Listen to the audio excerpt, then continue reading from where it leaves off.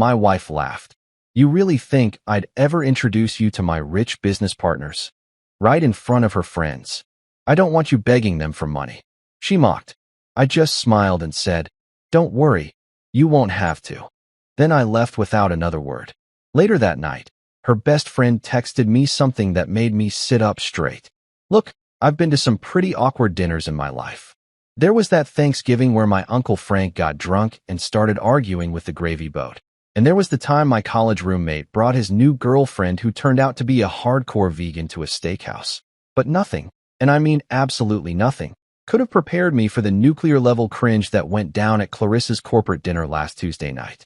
There's classy laughter, you know, the kind you hear at wine tastings where people pretend they can taste notes of oak with a hint of pretension. And then there's my wife just publicly humiliated me in front of her entire professional network laughter. Guess which one I got to experience? If you guessed the second one, congratulations, you win absolutely nothing except the knowledge that my life occasionally resembles a really bad reality TV show that got canceled after one episode for being too depressing. We were at Marcello's, this bougie Italian place downtown where they charge you $37 for 3 raviolis arranged in what they call deconstructed art on a plate the size of a manhole cover. The lighting was that dim, romantic kind that's supposed to make everyone look mysterious, but really just makes you squint at the menu like you're decoding ancient hieroglyphics. The whole place screamed, I have money and I need you to know about it, which, coincidentally, was exactly Clarissa's vibe for the past year and a half. This was her turf, her people, her moment to shine like the corporate goddess she'd become. My wife, Clarissa Chin Morrison. She hyphenated because apparently Morrison alone wasn't impressive enough for LinkedIn. Loved these events. She lived for showing off her success in front of her fancy tech investor friends, the kind of people who say things like, let's circle back on that synergy, without a trace of irony. These were venture capitalists who probably bathed in cryptocurrency and used $100 bills as napkins.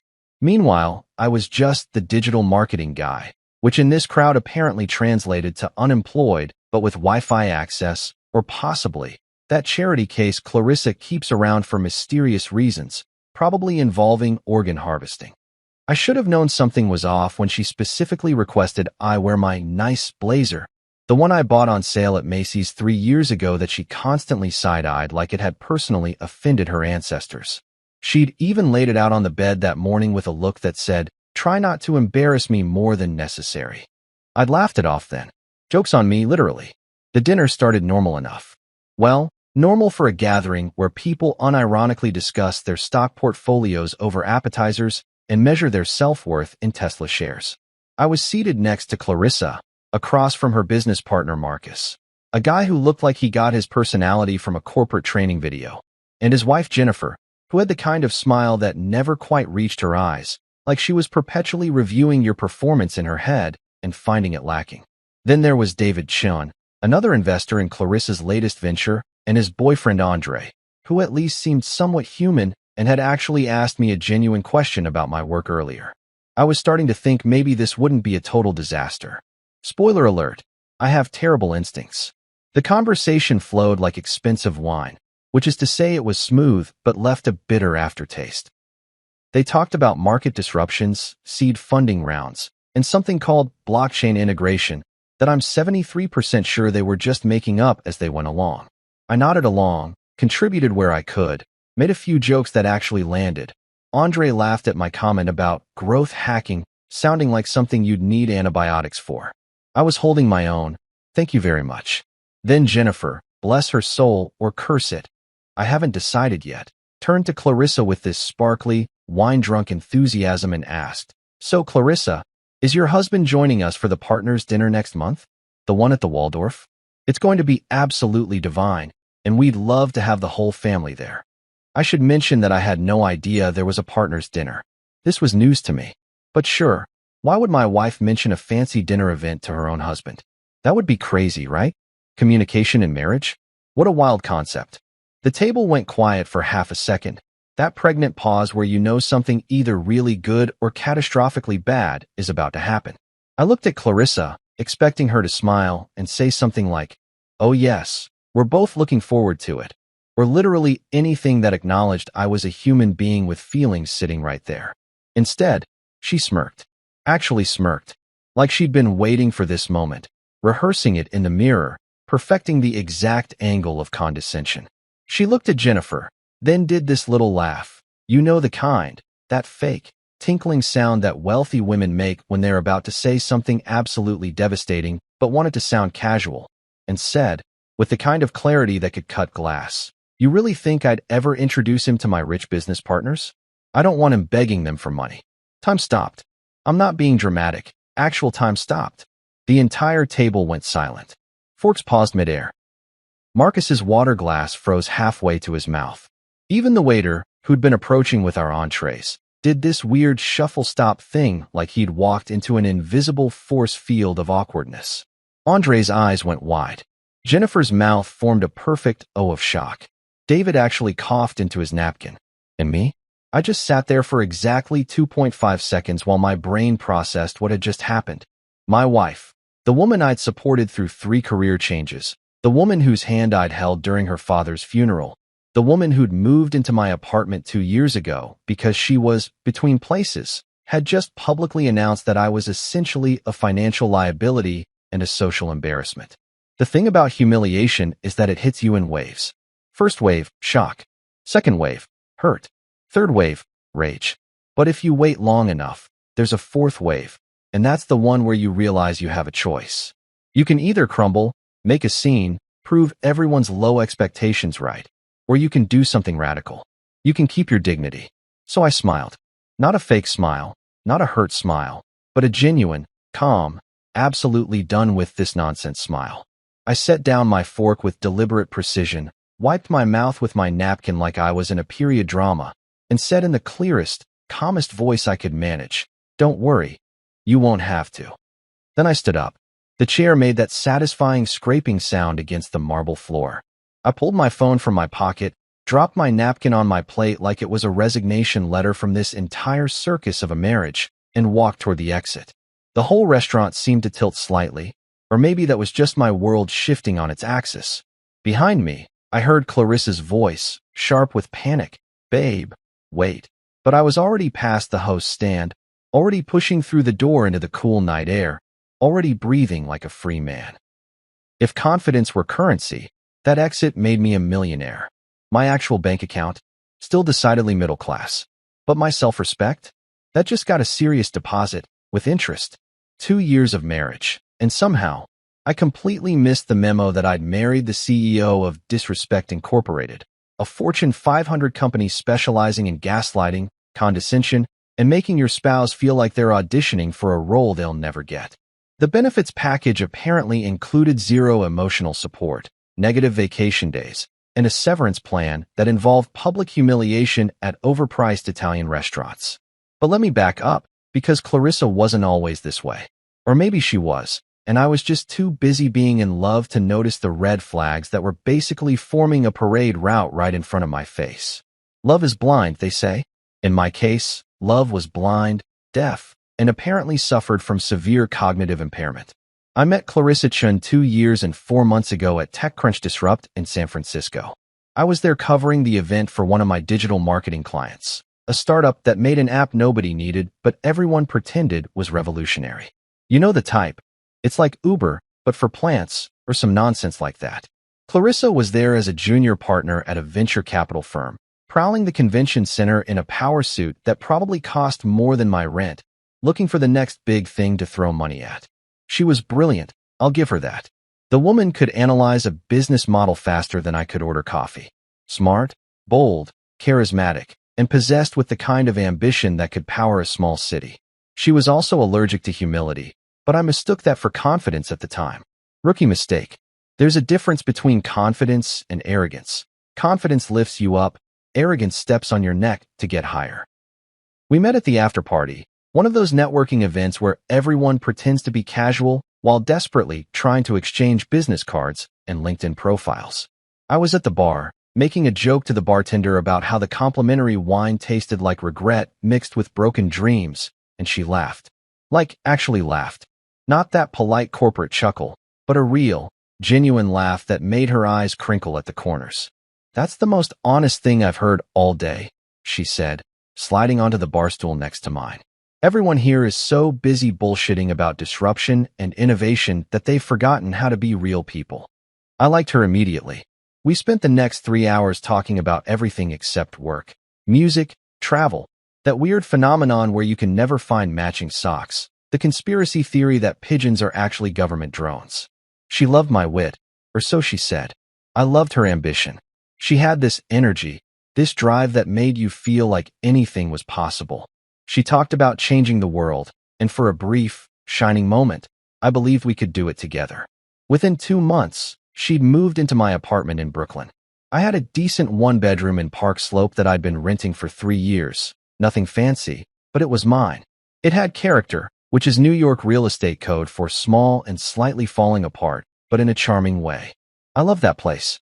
It had my beat-up leather couch that I'd found on Craigslist, my collection of vintage movie posters, my bookshelf that was definitely a fire hazard but organized exactly how I liked it.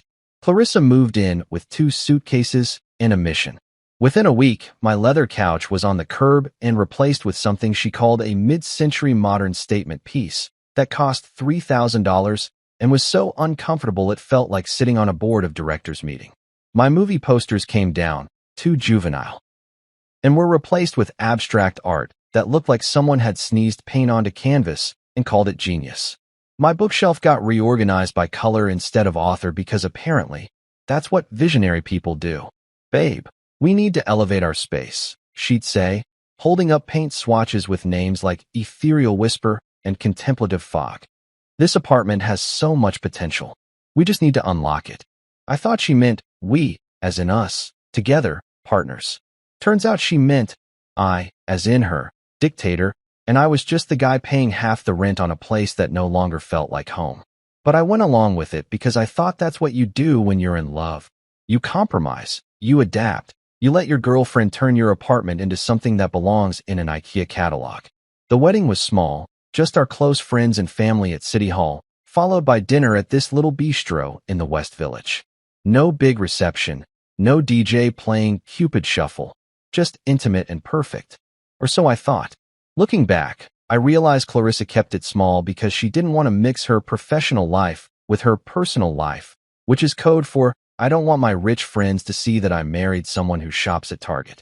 Still, I believed we were equals. We had our routines, our rhythm. Saturday morning grocery runs where we'd debate the merits of different brands of pasta sauce like it was a presidential election. Wine nights on the couch. Sorry, the statement piece, where we'd binge-watch cooking shows and criticize the contestants' plating techniques.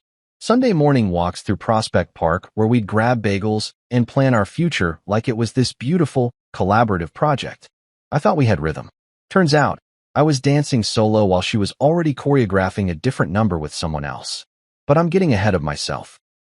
The warning signs were there, glowing neon and impossible to miss if I hadn't been wearing rose-colored glasses superglued to my face. She never invited me to her networking events. Not once. It's just business, she'd say with a dismissive wave whenever I'd ask if I could tag along. You'd be bored out of your mind. It's just a bunch of suits talking about market cap and equity rounds. Trust me, you're better off staying home. And like an idiot, I trusted her. I stayed home while she went to dinners, galas, weekend retreats in the Hamptons. The partners only, she'd explain, kissing me on the cheek before heading out in a dress that cost more than our monthly utilities. Spouses aren't invited to this one. It's a work thing. Yeah, a work thing. Business of the private kind, apparently. The kind of business that involves hotel rooms and matching robes and captions about synergy. But again, I'm jumping ahead. Her friends started changing too.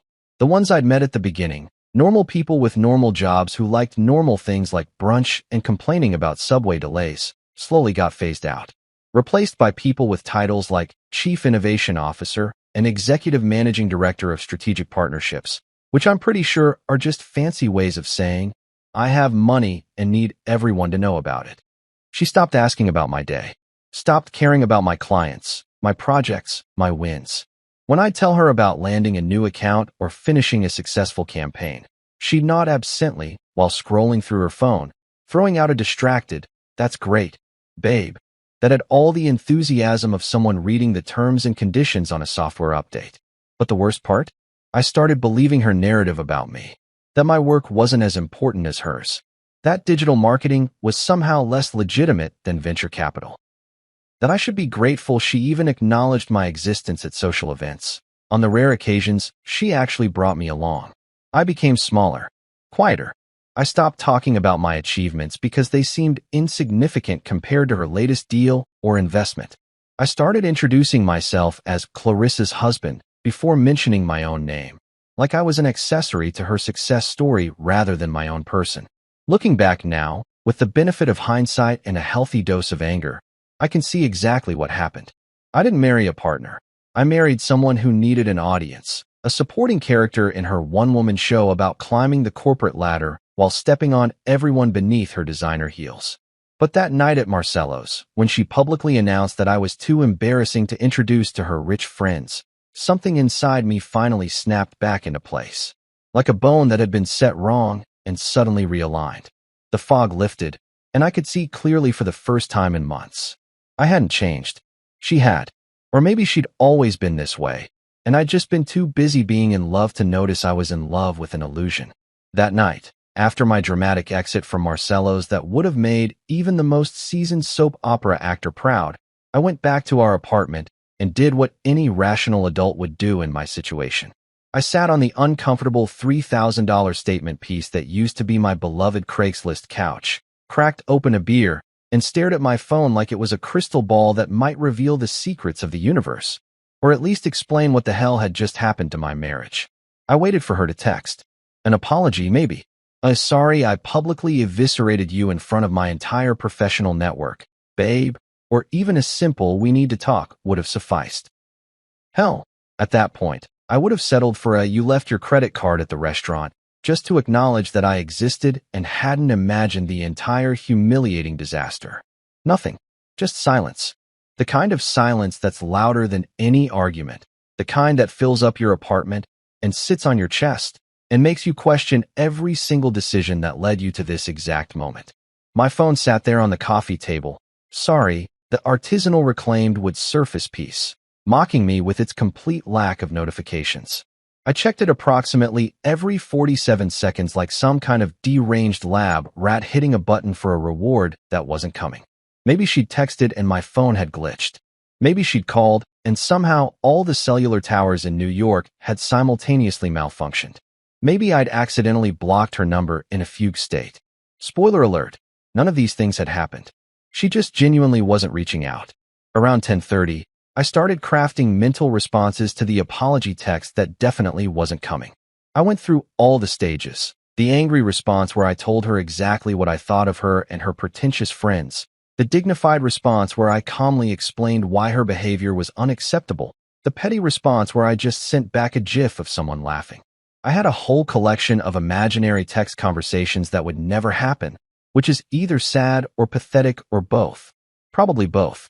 At 11:52 p.m., just as I was seriously considering whether drinking a second beer on a Tuesday night made me an alcoholic or just appropriately traumatized, my phone finally buzzed. I lunged for it with the desperation of a man who'd been stranded on a desert island spotting a rescue plane, nearly knocking over my beer in the process. But it wasn't her. It was Leah Martinez, Clarissa's best friend since college. Well, former best friend, as I'd soon discover, because apparently even friendships have their breaking points when it comes to tolerating complete bullshit. The text was simple and ominous. Hey, you awake? You should probably call me. My stomach dropped faster than the stock market in 2008. Leah wasn't the drama type. She was calm, measured, the kind of person who actually uses coasters and returns her shopping cart to the designated area and probably flosses twice a day. If Leah was texting me at midnight with an urgent message, something was seriously wrong. Or in this case, something had been wrong for a while, and she was finally ready to blow the whistle. I called her immediately because I'm not a monster who ignores cryptic late-night texts from concerned friends, and also because at that point, I was desperate for literally any human interaction that didn't involve being humiliated. She picked up on the first ring. Hey, she said, and her voice had that quality to it, that slight crack that told me she'd been debating whether to make this call for a long time. I'm so sorry about tonight. I heard what happened. Jessica texted me. She was at the table next to yours. Of course she was. Because my humiliation needed witnesses who could spread it through the social network like wildfire. Fantastic. Yeah, well, I said, trying to sound casual and probably failing miserably. It was definitely a memorable evening. Really livened up the dinner conversation. I'm thinking of offering my services as entertainment for corporate events. Hire me to get publicly roasted by your spouse. Great icebreaker. Leah didn't laugh. That's when I knew this conversation was about to get worse. Listen, she said, and I could hear her moving around, probably pacing her apartment the way she did when she was stressed. I can't keep quiet anymore. I've been going back and forth about this for weeks, and after tonight, after hearing what she said to you. She took a deep breath. Clarissa's been seeing someone. The words hit me like a truck, except trucks are faster and probably more merciful. For a second, I couldn't process it. Seeing someone. Like seeing someone. As in romantically? As in cheating? As in the woman who'd just humiliated me for being financially beneath her had also been stepping out on our marriage? What? Was all I could manage, which wasn't my most eloquent moment, but give me a break. I was having what experts call a really bad day. Her business partner, Leah, continued, and I could hear the anger in her voice now, the frustration of someone who'd been keeping a toxic secret and was finally letting it out. His name's Elliot Shaw. You know, the guy she's always having those late-night meetings with? The one she went to that conference in Miami with last month? Yeah, it's been going on for months. Since at least January, maybe longer. January. We'd celebrated our second anniversary in February. She'd gotten me a watch, a nice one, actually, with an inscription on the back that said "Forever Yours." I was wearing it right now. The irony was so thick you could cut it with a knife, serve it at Marcello's, and charge $40 a plate for it. I almost laughed. I mean, what else do you do when your world is imploding? The business partner. Of course it was the business partner. It was so cliché it almost wrapped back around to being creative. Next you'll tell me they fell in love during a PowerPoint presentation about quarterly projections. Elliot Shaw. I repeated, letting the name roll around in my mouth like poison. The guy from her firm? The one with the... I searched my memory for the few times she'd mentioned him. The Tesla and the stupid hair gel? That's the one, Leah confirmed. And it gets worse. Because apparently the universe had decided that tonight was the night to just pile it all on, really go for the jugular. She tells everyone you're broke and only with her for her money. That you'd embarrass her if her partners met you, which is why she never brings you around. My jaw clenched so hard I thought my teeth might crack. Embarrass her? I wanted to scream. I wanted to throw my phone across the room. I wanted to go full Hulk and smash that stupid statement piece couch into kindling. But instead, I just sat there, processing the information like a computer trying to run too many programs at once. I pay half the bills, I said quietly, more to myself than to Leah. I bought my own socks this morning. I have a job. I have clients. I'm not some. I couldn't even finish the sentence because the absurdity was overwhelming. I know, Leah said gently. Everyone who actually knows you knows that. But Clarissa's been crafting this narrative, spinning this story where you're this deadweight she's stuck with out of pity or obligation or God knows what. And the people in her circle, they just eat it up because it makes for good gossip and none of them have bothered to actually meet you and form their own opinions. The pieces were falling into place now, creating a picture so ugly I wished I could unsee it. That's why she never invited me to events. That's why she'd reacted so strongly when Jennifer suggested I come to the partners' dinner. That's why she'd been so dismissive of my work, my accomplishments, my entire existence. She'd been rewriting our story, casting herself as the successful martyr and me as the loser husband she was too kind to dump. How long have you known? I asked, and I wasn't even mad at Leah. I was just curious, in that detached way you get when you're so far past anger you've entered some kind of emotional no man's land. About the affair? 2 months, she admitted. I saw them together at a restaurant in Soho. They didn't see me, but they were. There was no mistaking what was going on. Hand-holding, kissing, the whole 9 yards. I confronted her the next day, and she begged me not to tell you. Said she was going to end it, that it was a mistake, that she loved you and was just going through something. She paused, but she didn't end it. And after tonight, after watching her humiliate you like that, I couldn't do it anymore. You deserve to know the truth. I sat there in my too expensive, too uncomfortable apartment that no longer felt like mine, holding a phone that had just delivered news that my marriage was even more dead than I'd thought, and I felt something unexpected. Not sadness, not rage, not even surprise. I felt relief, like someone had finally confirmed what some part of me had known all along, but had been too scared or stupid or optimistic to acknowledge. My marriage was over. Had been over for a while, probably. And now I had a choice. I could either crumble under the weight of this betrayal, or I could do something about it. Leah, I said, and my voice was steady now, clear. Thank you for telling me. I mean it. What are you going to do? She asked quietly. I looked around the apartment at all of Clarissa's improvements and statement pieces and evidence of a life I'd been living for someone else's benefit. I'm going to get my life back, I said, starting tomorrow. And I meant it. The next day, I woke up with that special kind of clarity that only comes from having your entire worldview shattered and then reassembled overnight. You know that feeling when you've been looking at one of those optical illusion pictures and suddenly your brain flips and you can finally see the hidden image? Yeah, it was like that, except the hidden image was my wife's betrayal, and it was way less fun than finding the dolphin in the pattern. I wasn't sad. That would come later, probably during some random Tuesday while I was buying milk or watching a commercial with a happy couple in it. But right now, in this moment, sitting at my kitchen table with my third cup of coffee and approximately 2 hours of sleep under my belt, I wasn't sad. I was curious. Scientifically, methodically curious. I needed facts. Evidence. Proof that I wasn't losing my mind and that my marriage had actually imploded in spectacular fashion. Also, I'll be honest, a small, petty part of me wanted ammunition. Not for revenge, exactly, but for protection. Because I knew Clarissa, and I knew that when cornered, she had a tendency to rewrite history faster than George Orwell's worst nightmare. By the time she was done spinning this story, I'd somehow be the villain who'd driven her into the arms of another man through my terrible crimes of being middle class and shopping at Target. So I called Troy Chin. No relation to Clarissa, thank God, though the shared last name had made for some confusing moments at parties.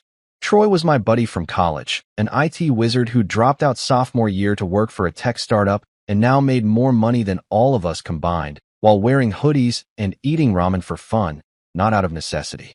The man could hack into pretty much anything, though he preferred to use his powers for good, or at least for morally ambiguous situations involving helping his friends. He picked up on the third ring, sounding groggy. Dude, it's like 9 in the morning. This better be good. Did someone die? Are you dying? Is this about that weird mole again because I told you? I'm not a doctor. Clarissa's cheating on me. I interrupted, because sometimes you just need to rip the Band-Aid off. And I need your help. There was a pause. Then I heard rustling and what sounded like Troy falling out of bed. Holy shit. Okay, I'm awake now. Tell me everything. I gave him the abbreviated version. The dinner, the humiliation, Leah's phone call, the whole sordid tale of my marriage's demise. To his credit, Troy listened without interrupting, which was impressive because the man normally had the attention span of a caffeinated squirrel. When I finished, he let out a low whistle. Man, that's brutal. I never liked her, you know. Too much hairspray and ambition. Dangerous combination. He paused. So what do you need from me? You want me to hack her email? Because I will. I absolutely will. Just say the word. No, I said, because despite everything, I wasn't ready to cross into full-on illegal territory. But remember like 6 months ago when she asked me to link her business files to my iCloud? For backup purposes? I could practically hear Troy's grin through the phone. Oh, dude, are you telling me you have legal access to her cloud storage? Is it legal if she asked me to set it up? I asked, genuinely curious about the ethics here. Legal enough, Troy said, which was not exactly a ringing endorsement from a legal standpoint, but good enough for my current moral flexibility. You're not hacking anything. You're accessing files that you have legitimate credentials for. It's like she gave you a key to her house and then forgot you had it. Exactly, I said, feeling slightly better about what I was about to do. So walk me through this. How do I access everything?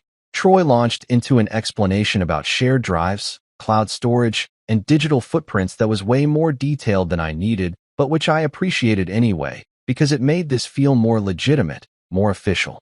Like I was conducting an investigation rather than snooping through my cheating wife's files. Semantics matter when you're having a moral crisis. Basically, Troy summarized after 5 minutes of technical jargon. If she synced her files to your iCloud for backup, you can access them through any device logged into your account. Just go to iCloud.com, log in, and look for the shared folders. They should all be there. Photos, documents, everything she didn't specifically encrypt or hide. And she wouldn't know I'm looking?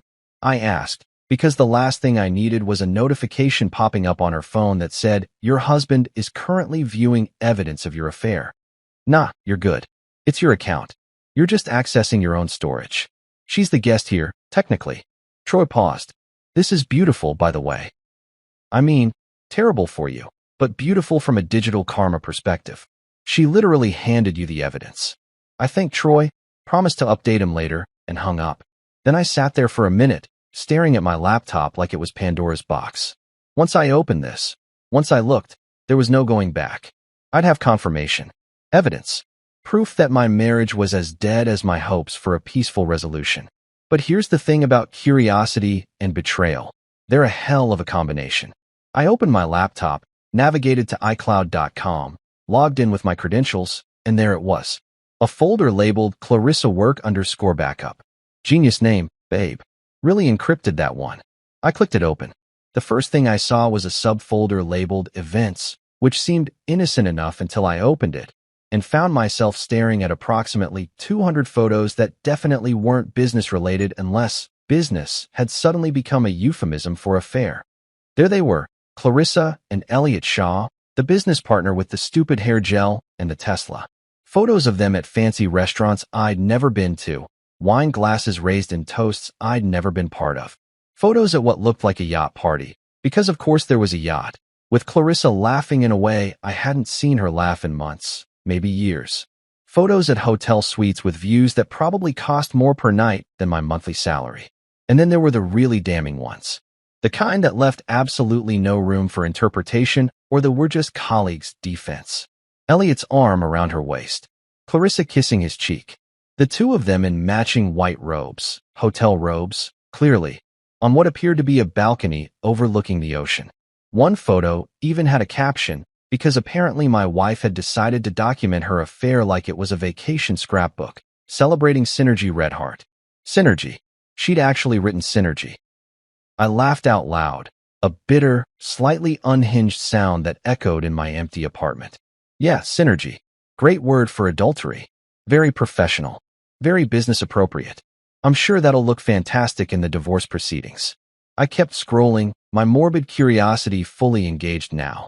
There were receipts, dinner receipts, hotel receipts, receipts for jewelry that I'd never seen her wear at home. There were text message screenshots between her and Elliot, flirty and intimate and absolutely inappropriate for people who were supposedly just business partners. There were calendar entries for meetings that were clearly not meetings unless meeting was code for afternoon delight at the Mandarin Oriental. The evidence was overwhelming, damning, irrefutable, and I downloaded every single file, every photo, every receipt, every message. I created a new folder on my desktop and labeled it proof_that_karma_works_draft1, because if I didn't make jokes about this, I was going to start throwing things, and I couldn't afford to replace my laptop right now. The whole process took about 45 minutes. 45 minutes of clicking through the documented destruction of my marriage, archived and organized with the same efficiency Clarissa brought to everything she did. At least she was thorough, I'll give her that. If you're going to cheat on your husband, might as well keep meticulous records. Really commit to it. When I was done, I sat back and stared at the folder on my desktop. 2.3 gigabytes of betrayal, neatly compressed and ready for. What exactly? What was I going to do with this? Send it to her parents? Post it on social media? Confront her with a PowerPoint presentation of her affair? Really lean into the business aesthetic she loved so much? No, I was going to keep it safe, back it up in multiple locations, and use it when the time was right. Because I knew Clarissa, and I knew that she'd try to spin this, to make herself the victim, to paint me as the bad guy who'd somehow forced her into the arms of a man with better hair gel and a more impressive stock portfolio. But now I had proof. Evidence. The truth in digital form, time-stamped and geotagged and completely impossible to deny. I texted Troy. Got everything. You were right. It's beautiful in the worst possible way. He responded immediately. Screenshots, or it didn't happen. JK. Well, not really JK, but I understand if you don't want to share. What's your next move? I looked around my apartment. Her apartment? Really, since she'd redesigned every inch of it. I thought about the dinner, the humiliation, the months of feeling small and insignificant. I thought about Elliot Shaw and his stupid yacht and his matching robes and his synergy. I'm getting my life back, I typed, starting with my couch. Troy sent back a gif of someone setting a couch on fire, which wasn't exactly what I meant, but I appreciated the sentiment. I closed my laptop, grabbed my phone, and started making a list. First item, call the landlord. Second item, figure out how to legally evict your cheating wife from an apartment that's in your name. Third item, buy a new couch, one that's actually comfortable and doesn't cost more than a used car. The curiosity had been satisfied. The evidence had been collected. Now it was time for action. The next afternoon, my phone buzzed with a text from Clarissa. Her first communication since the dinner disaster 2 nights ago. And let me tell you, the anticipation had been killing me. Would it be an apology? A confession? A heartfelt admission that she'd been a terrible human being and wanted to make amends? Nope. It was, can we talk? I think you overreacted last night. Overreacted. I read that word about 17 times, each time feeling my blood pressure tick up a few notches. I'd been publicly humiliated, discovered my wife was cheating on me, and spent the previous day downloading evidence of her affair from cloud storage like some kind of discount private investigator. But sure, I'd overreacted. Getting roasted in front of her entire professional network and then calmly walking out apparently counts as an overreaction if you leave before dessert. My bad. Should I have stayed for the tiramisu while she continued to eviscerate my character?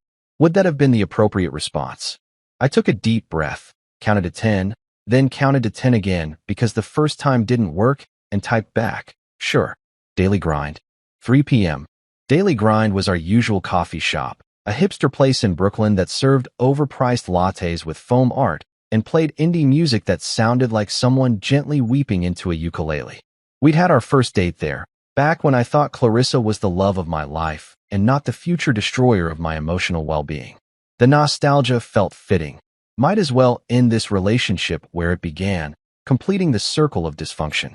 She agreed immediately, which told me she was either genuinely remorseful or, more likely, confident she could talk her way out of this. Clarissa had always been good with words, with crafting narratives that made her look good and everyone else look unreasonable.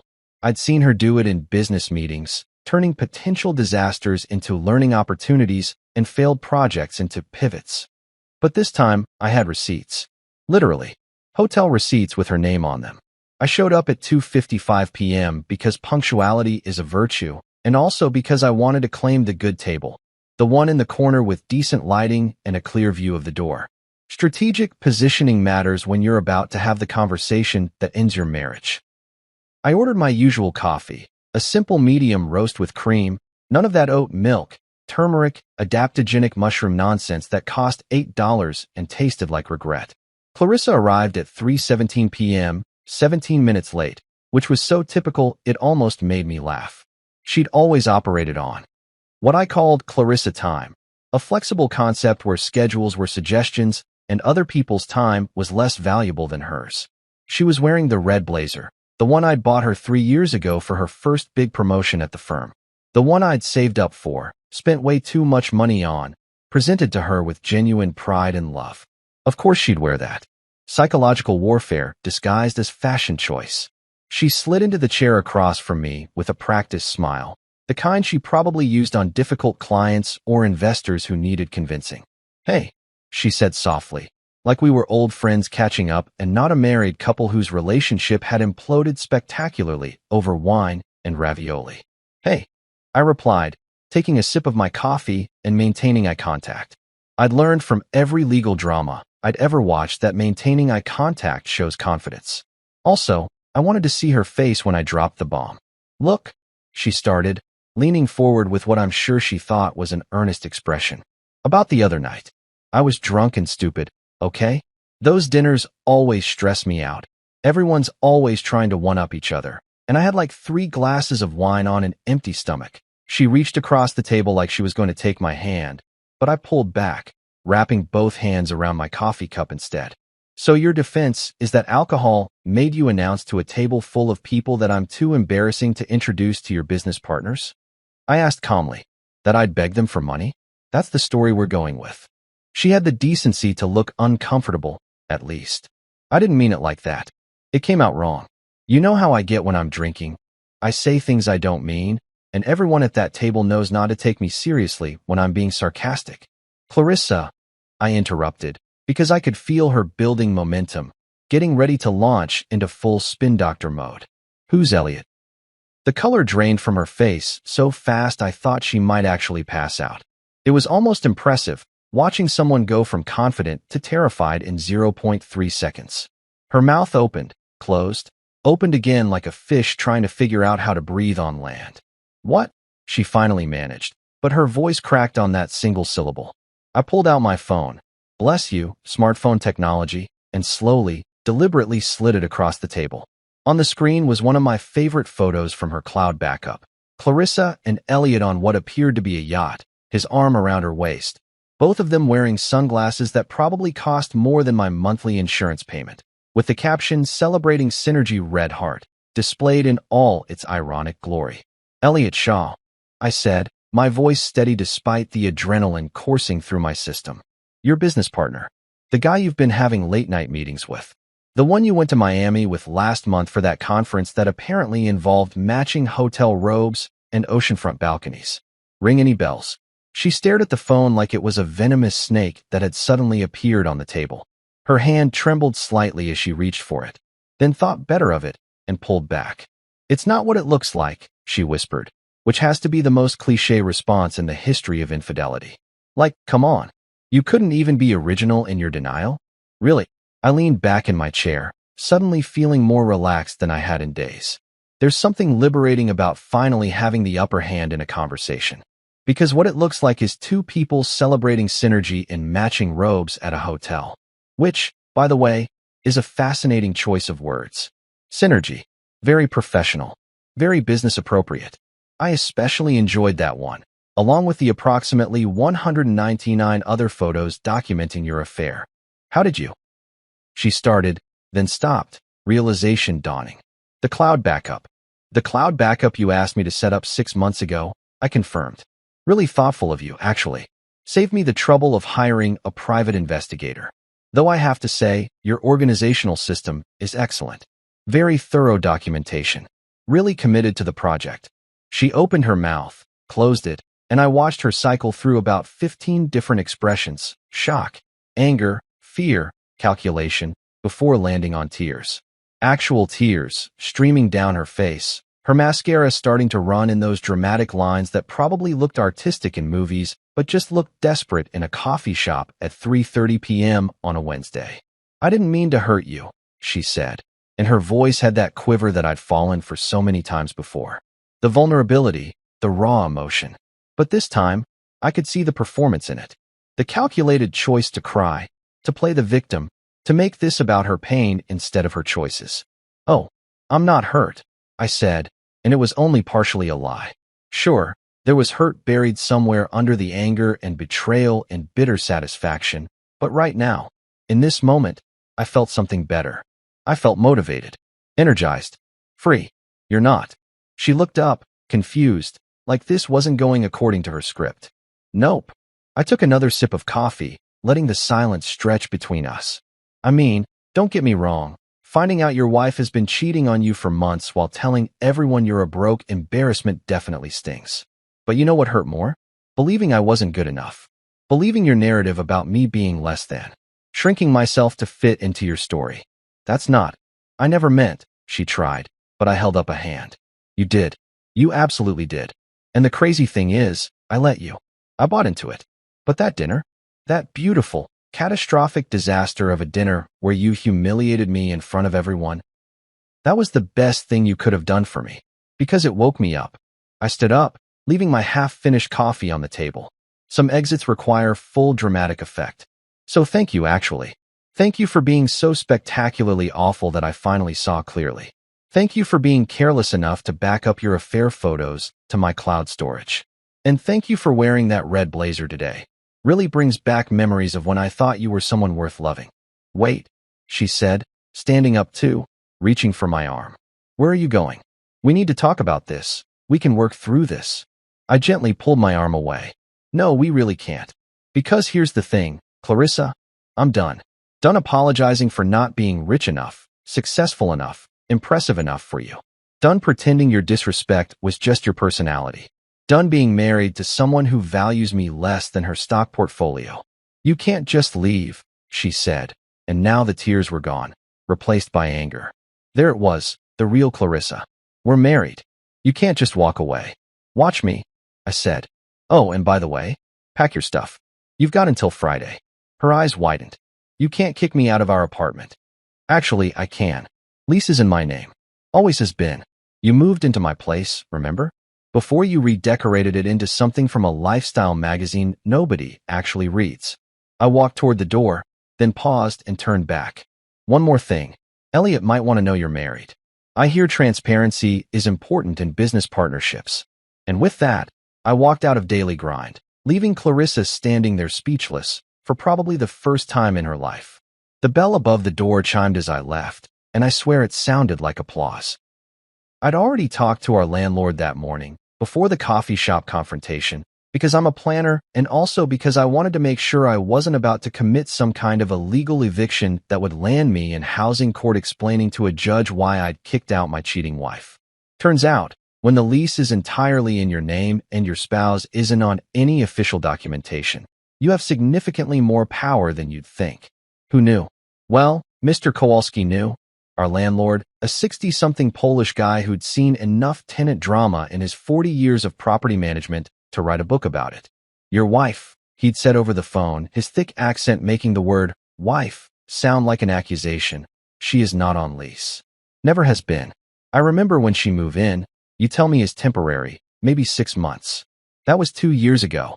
He paused. She is trouble, yes? I can tell. Too many shoes in hallway. Nobody needs that many shoes. I'd laughed despite everything because he was right. Clarissa had approximately 400 pairs of shoes, give or take, most of which lived in our hallway closet like some kind of expensive leather army. Yeah, Mr. Kowalski. She's trouble. I need to know what my options are if I want her to move out. You give notice, he'd said simply. 30 days is nice, but not required if she is not on lease. Technically, she is guest. Very expensive guest with too many shoes, but still guest. You tell her to leave, she leaves. She makes problem, you call police for trespassing.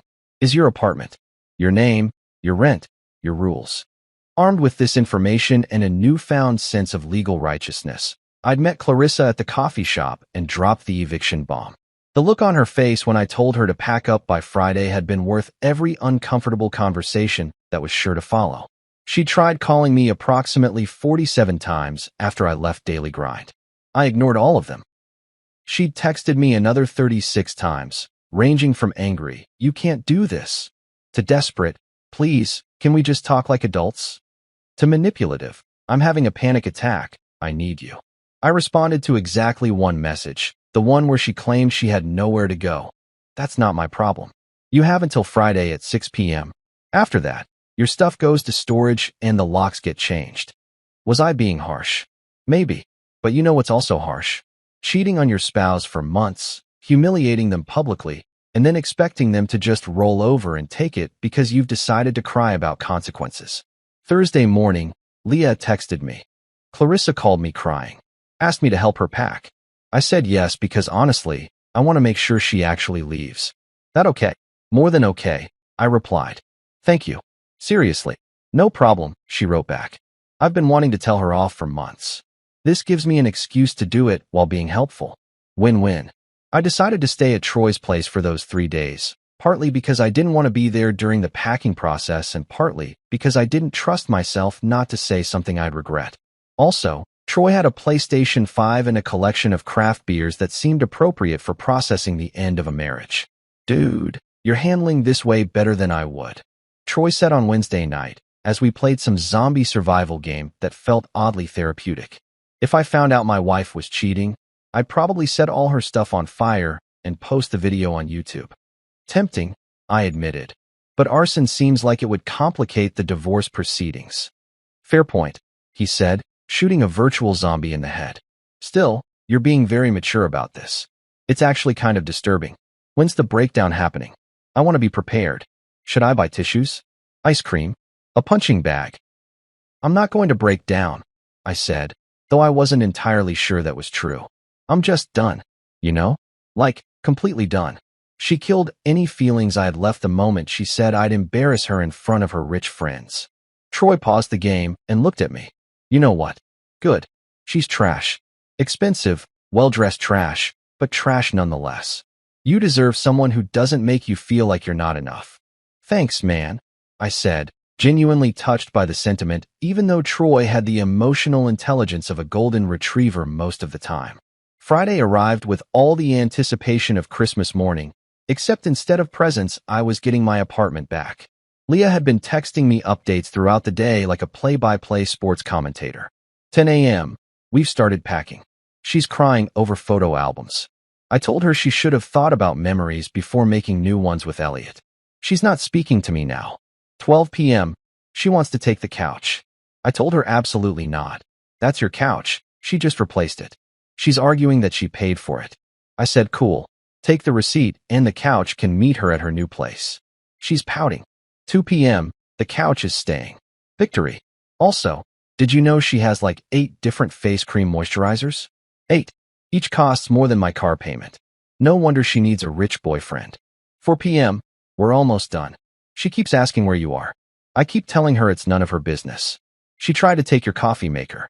I physically removed it from her hands. You're welcome. 5:30 p.m. Everything's packed. She's sitting on the floor crying. I feel bad for like 2 seconds. Then I remember the dinner incident, and I'm over it. Should I wait with her until 6 or can I leave? I texted back. You can leave. Thank you for everything. I owe you dinner, drinks, and possibly a kidney. Just dinner is fine, she replied. Maybe drinks. Definitely not a kidney. See you later. At 6:15 p.m., I got a text from Clarissa. I'm gone. I hope you're happy. I didn't respond immediately. Instead, I finished my beer, said goodbye to Troy, and drove back to my apartment. My apartment, not ours, not hers, mine, with a mixture of excitement and dread that felt like the emotional equivalent of drinking expired milk. I unlocked the door and stepped inside. The apartment was empty. Well, not completely empty, but significantly emptier than it had been 3 days ago. The statement piece couch was still there, thank God. I'd meant what I said about it being uncomfortable, but it was mine now, and I could sell it or donate it or turn it into firewood if I wanted. Her abstract art was gone from the walls, leaving behind rectangular shadows where the paint had faded around the frames. Her shoes were gone from the hallway. All 400 pairs, apparently transported to wherever she'd decided to land. The bedroom was the strangest. Half the closet was empty, just bare hangers swaying slightly in the air-conditioning breeze. Her nightstand was cleared off. No more bottles of expensive face cream. No more self-help books about manifesting success. No more charging cables for her 17 different devices. The bathroom had been similarly purged of her presence. No more hair products covering every available surface. No more makeup bags exploding across the counter. No more contact lens solution taking up prime real estate. It was like she'd been erased, carefully removed from my life with surgical precision. And you know what? It felt good. Really good. Like I'd been living in someone else's home for 2 years and finally gotten my space back. I walked around slowly, taking inventory. She'd left the dishes, probably because they were cheap and from Target, not up to her standards.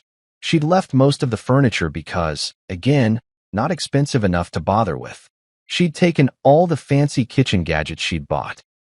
The espresso machine I'd never learned to use, the stand mixer that had made exactly 3 batches of cookies, the immersion blender that had seemed important at the time, but had spent 2 years and used in a drawer. On the kitchen counter, I found a note. Of course there was a note. This was Clarissa. Everything had to be dramatic, had to have the last word. I picked it up, expecting some final manipulation, some last-ditch effort to make me feel guilty. Instead, it just said, the spare key is on the counter. I hope you find whatever it is you're looking for. Whatever I was looking for. I almost laughed. I wasn't looking for anything. I'd found something: self-respect, clarity, freedom. But sure, Clarissa, make this about me searching for something, as if I was the one who'd lost my way.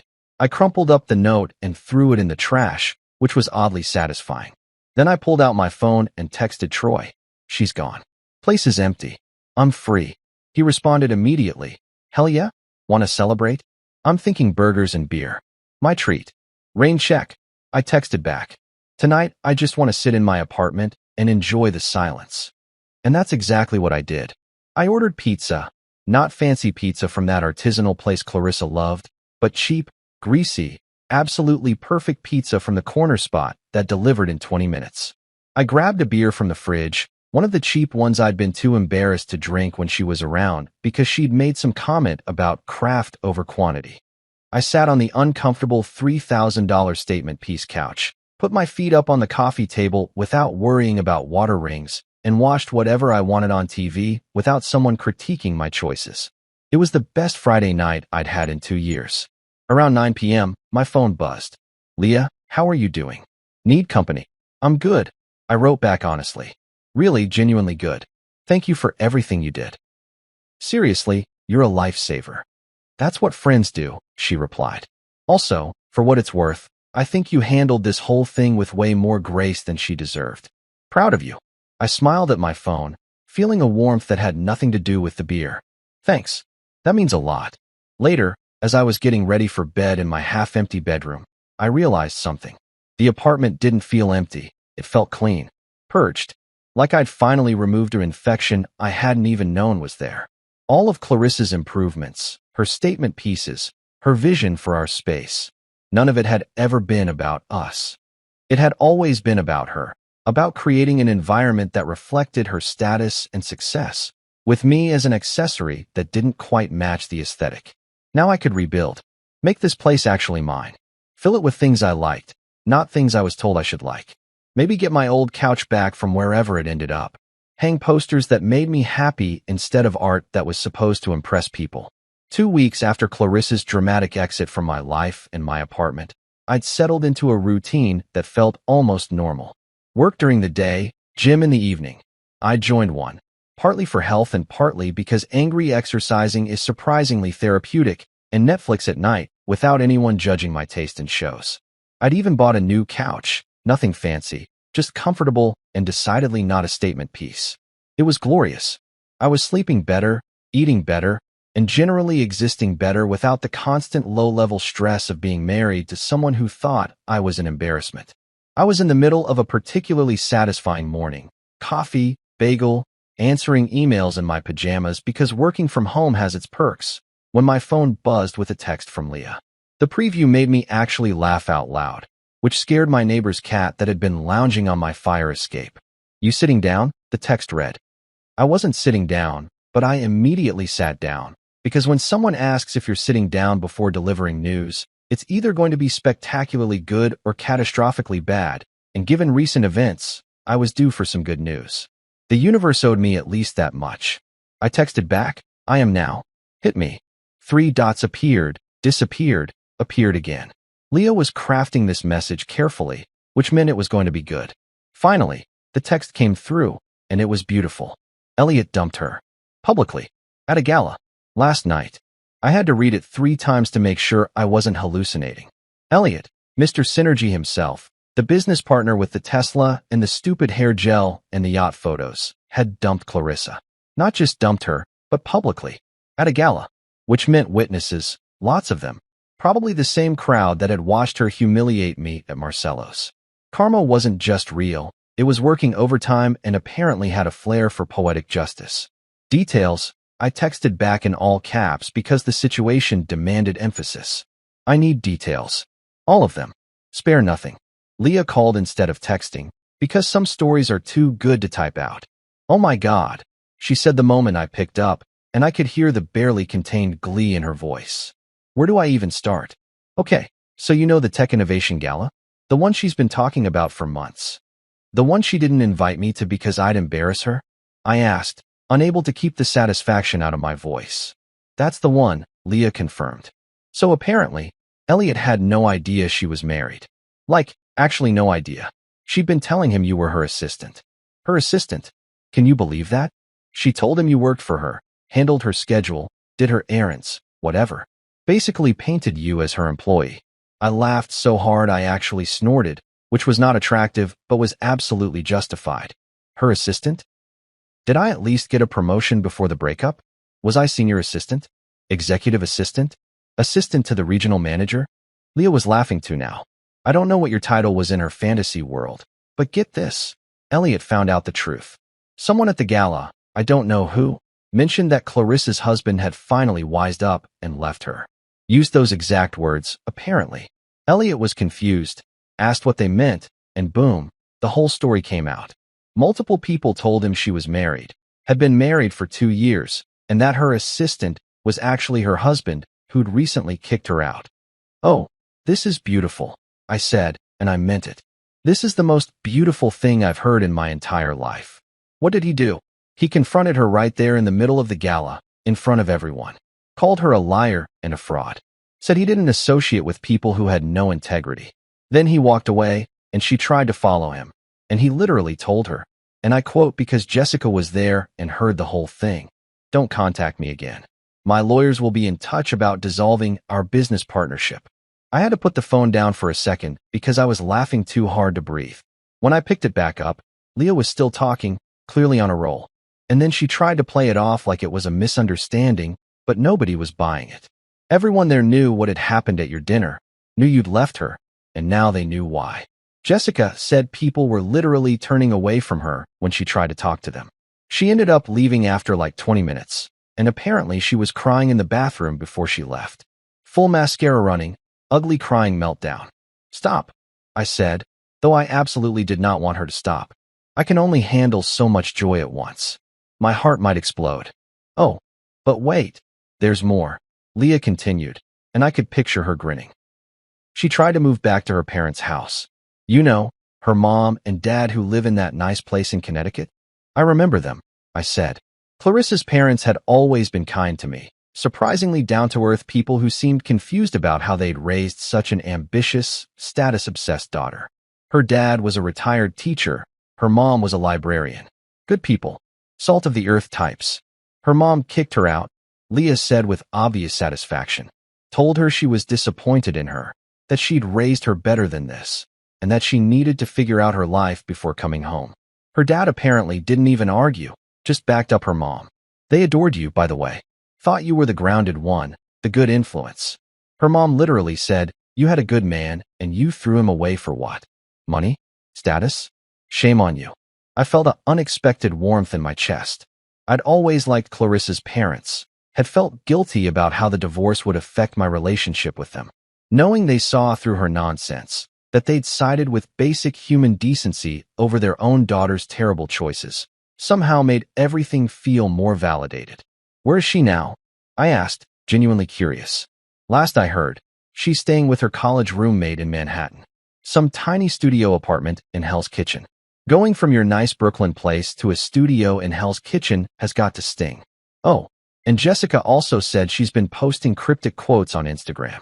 You know the type. You never know the value of water till the well runs dry, and sometimes the person you'd take a bullet for is the one behind the trigger. Real deep, profound stuff. Honey, I was the whole water supply, I said, feeling philosophical. The well, the pump, the plumbing, and the guy who paid the water bill. But sure, post your little quotes. Very healing. Leah laughed. I love how you're handling this. Most people would be gloating harder. Oh, I'm gloating, I assured her. I'm just doing it with style. There's a difference between satisfaction and being petty. I'm going for satisfaction. Well, you've earned it, she said. Seriously, after everything she put you through, you deserve to enjoy this moment. Karma came through. After we hung up, I sat there for a while, processing everything. Elliot had dumped her. Her parents had rejected her. She'd gone from penthouse dreams to studio apartment reality in the span of 2 weeks. Her carefully constructed facade had crumbled, revealing the truth underneath. That she was someone who valued appearances over authenticity, status over substance, and had burned every genuine relationship in pursuit of something that was never real to begin with. And me? I was sitting in my apartment, comfortable and free, with real friends who actually cared about me, no longer twisting myself into knots trying to be someone I wasn't. I'd lost a wife, but gained my self-respect back. That seemed like a pretty good trade. I pulled up Instagram out of curiosity. I know. I should have had more self-control, and sure enough, there were the cryptic quotes. "You never know the value of water till the well runs dry," posted 2 days ago with a black and white filter that was probably supposed to be artistic, but just looked sad.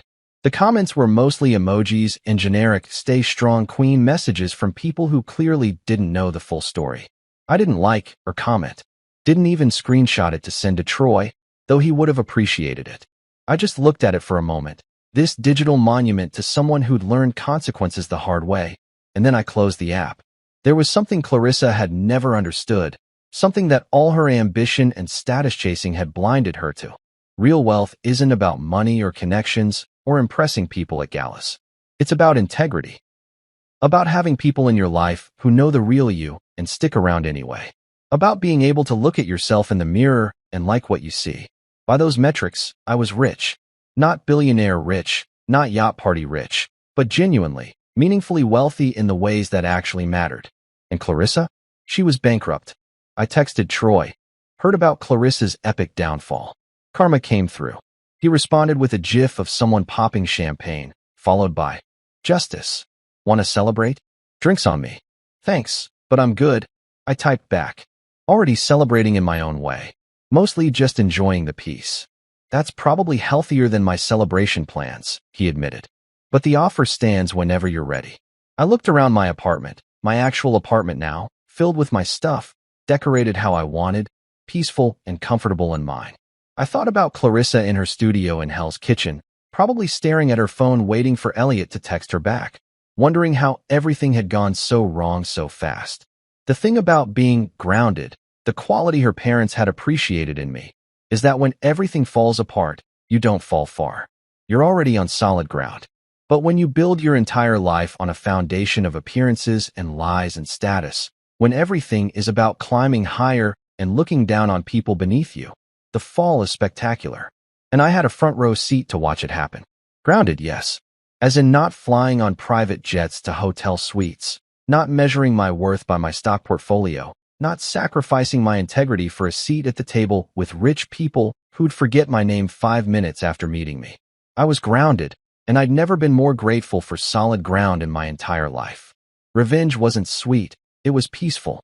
That's what I realized in the weeks following Clarissa's spectacular implosion. I'd expected to feel vindicated, maybe even a little smug about karma finally catching up with her. Instead, I just felt calm. Like the universe had balanced its books, and I could finally move on without looking over my shoulder. I deleted her number from my phone during a particularly boring Tuesday afternoon. Just scrolled to her contact, stared at it for about 5 seconds, and hit delete. No ceremony, no dramatic screenshot to send to Troy, just gone. Then I went through and blocked her on every social media platform. Instagram, Facebook, LinkedIn, even Twitter, though neither of us really used it. If she wanted to keep posting cryptic quotes about wells running dry, she could do it without me as an audience. The Spotify Premium account was next. That one actually made me laugh out loud. We'd been sharing my account for 2 years, and I'd never thought twice about it. But now? Now she could listen to her heartbreak playlist with ads interrupting every 3 songs. Capitalism's version of karma, and honestly, pretty satisfying. Leah checked on me sometimes, usually with texts like, "You doing okay?" or "Need anything?" which I appreciated more than I could express. Troy celebrated by sending me memes, his love language, apparently. My favorite was the one that said, "System error, cheater not found," with a loading bar stuck at 0%. I laughed for the first time in weeks, a genuine, stomach-hurting laugh that felt like medicine.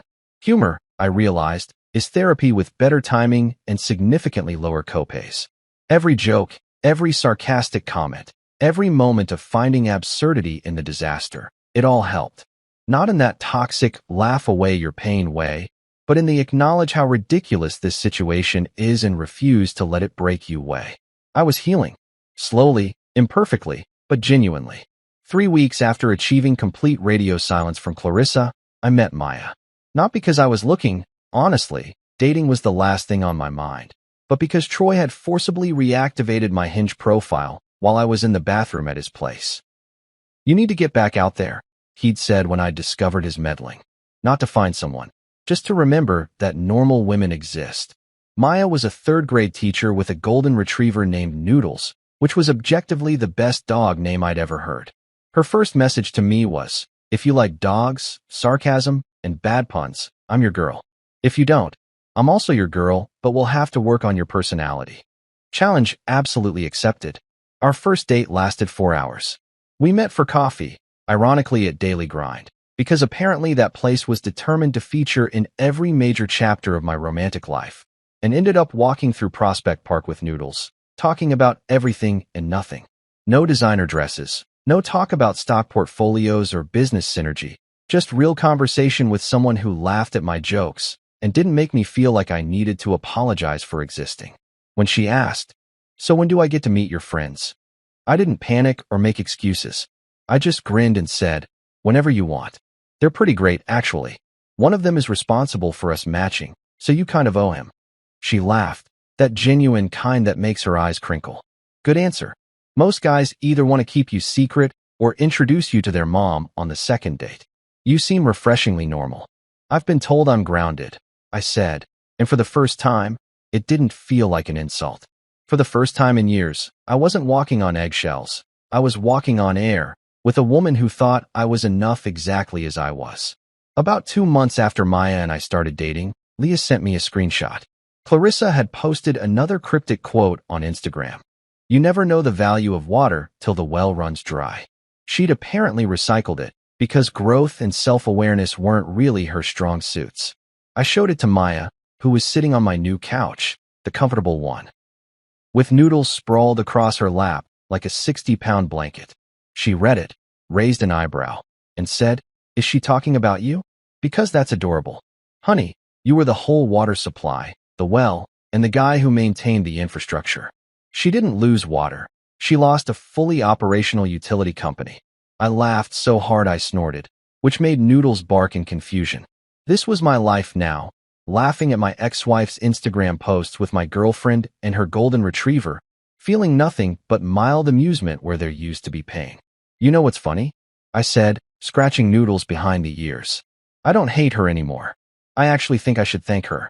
Without her arrogance and that spectacular dinner disaster, I'd never have discovered my spine, or my sense of humor, or you." Maya smiled, that warm, genuine smile that still made my stomach flip in the best way. "Well, I'm definitely grateful to her terrible life choices. Though I'm more grateful to Troy for reactivating your Hinge profile. We should probably buy him a thank you gift," I said. "Already did. Send him a case of craft beer with a note that says, 'Thanks for being a meddling genius.'" That's when I knew I'd found something real. Someone who understood that friendship mattered, that loyalty was currency, that the small gestures meant more than grand declarations. Troy had sent back a photo of himself holding a beer with the caption, "Best Wingman Award goes to me." "You're welcome. When's the wedding?" I call best man. We weren't anywhere near that yet, but for the first time, the idea didn't terrify me. Marriage didn't have to be what I'd experienced with Clarissa, walking on eggshells, shrinking yourself, constantly auditioning for approval. It could be what I had with Maya. Easy laughter, genuine conversation, someone who thought my Target shopping habits were endearing rather than embarrassing. Now I knew the real meaning of wealth. It wasn't fancy dinners or synergy or impressing people who'd forget your name the next day. It was peace. It was loyalty. It was people who laughed with you, not at you. It was waking up and not dreading the day ahead. It was being yourself without apology. So when people asked, and they did, usually with that nosy curiosity that people have about messy divorces, "Would you ever take Clarissa back?" I just smiled and said, "Don't worry, she won't have to," because I'd found something better than the life I'd lost. I'd found myself again, and that was worth more than all the statement pieces and yacht parties in the world. Clarissa could keep her cryptic quotes and her well metaphors. I had peace, and that made me the richest man in Brooklyn. Here's a hoodie and a $50 card. My wife's sister, the CEO, mocked as she fired me and withhold my $250,000 bonus. But at the Series B meeting, the lead investor reviewed my termination file. He pushed it back across the table and said to the CEO, "Congratulations, You just lost your company. You know that moment when you realize you've been replaced by a piece of cheap cotton? Yeah, that was me last Tuesday at 2:47 p.m., sitting in the glass conference room that overlooked the very office I helped build from scratch, watching my wife's sister Miranda, the self-appointed CEO queen of everything who never wrote a single line of code, slide a company hoodie and a $50 Visa gift card across the mahogany table like she was handing out participation trophies at a kindergarten field day. "Here's a hoodie and a 50, she said with that fake smile that could curdle milk faster than lightning strikes twice. The smile didn't reach her eyes, which were doing that cold, dead fish thing that people do when they're pretending to have empathy but really just want you to leave so they can get back to their overpriced latte and self-congratulatory LinkedIn post about making tough leadership decisions. I looked at the hoodie, navy blue with the company logo I designed embroidered on the front in gold thread that probably cost more per square inch than my severance package. Then back at her perfectly contoured face and said, "Oh wow, my severance package comes with insulation. How thoughtful. Does it come in backstabbed gray? Or is navy the only option for people you're screwing over today?" She laughed like she was doing me some massive favor, like I should be grateful. She even remembered to throw me a bone on my way out the door. That laugh, man. It was the kind of laugh that makes you want to check your wallet to make sure nothing's missing. The kind that sounds like champagne glasses clinking at a party you weren't invited to, even though you paid for the venue. My $250,000 performance bonus, the one that was contractually promised, the one I'd been banking on literally and figuratively, the one that was supposed to help me finally pay off my student loans and maybe, just maybe, take a vacation somewhere that didn't involve a Holiday Inn Express, had been conveniently withheld for restructuring reasons. Whatever the hell that meant. I'm pretty sure restructuring reasons is corporate speak for, "We're keeping your money because we can, and what are you going to do about it, loser?" Her father, the chairman and founder who I'd once respected, who I'd stayed up until 3 in the morning helping with pitch decks and investor presentations, sat beside her pretending his coffee mug was the most fascinating archaeological discovery of the 21st century. He couldn't even look at me, just kept rotating that mug like it held the secrets of the universe, studying the company logo like he'd never seen it before, even though I was the one who designed that too back when we were working out of his garage and eating ramen for dinner 6 nights a week. My wife, Danielle, avoided eye contact completely. She sat there at the end of the table, my own wife, the woman I'd been married to for 7 years, the woman who promised to have my back through thick and thin, studying her manicured fingernails like they were about to reveal the meaning of life. She wouldn't even glance in my direction. It was like I'd suddenly become invisible, or worse, like I was something embarrassing she needed to pretend didn't exist, like a weird uncle at Thanksgiving who won't stop talking about conspiracy theories. That's when it hit me, like a freight train loaded with irony and topped with a nice garnish of betrayal. I'd just been fired by family. Not just any family, but the family I'd helped build a multi-million-dollar company for. The family I trusted.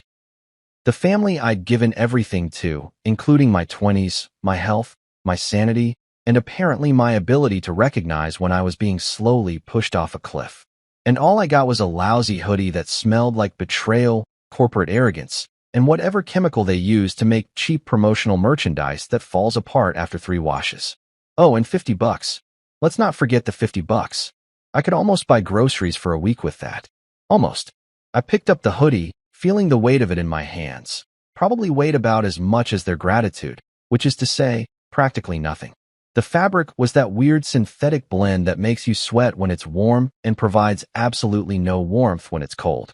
Perfect metaphor for this whole situation, really. Is there a receipt? I asked, keeping my voice level even though I wanted to scream. In case I want to return it for something more useful? Like my dignity? Or maybe just store credit? Miranda's smile tightened. "We think you'll find this is a generous package given the circumstances." The circumstances being that I built the core platform you're all getting rich off of?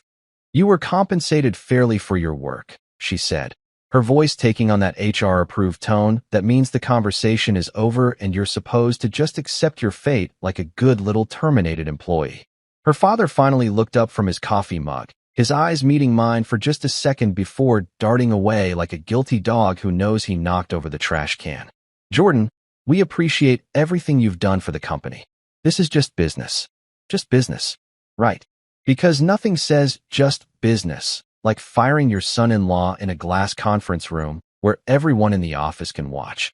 Like some twisted reality show episode where the likable character gets voted off the island by the people he thought were his allies. I stood up, tucked the hoodie under my arm like it was a trophy I'd won at the world's saddest competition, and picked up the gift card. $50 whole.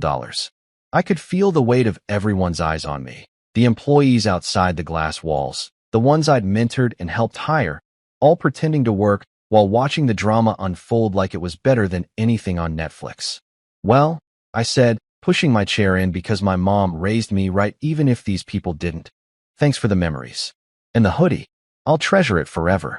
Or at least until it shrinks in the wash, which based on the quality, should be roughly next Tuesday.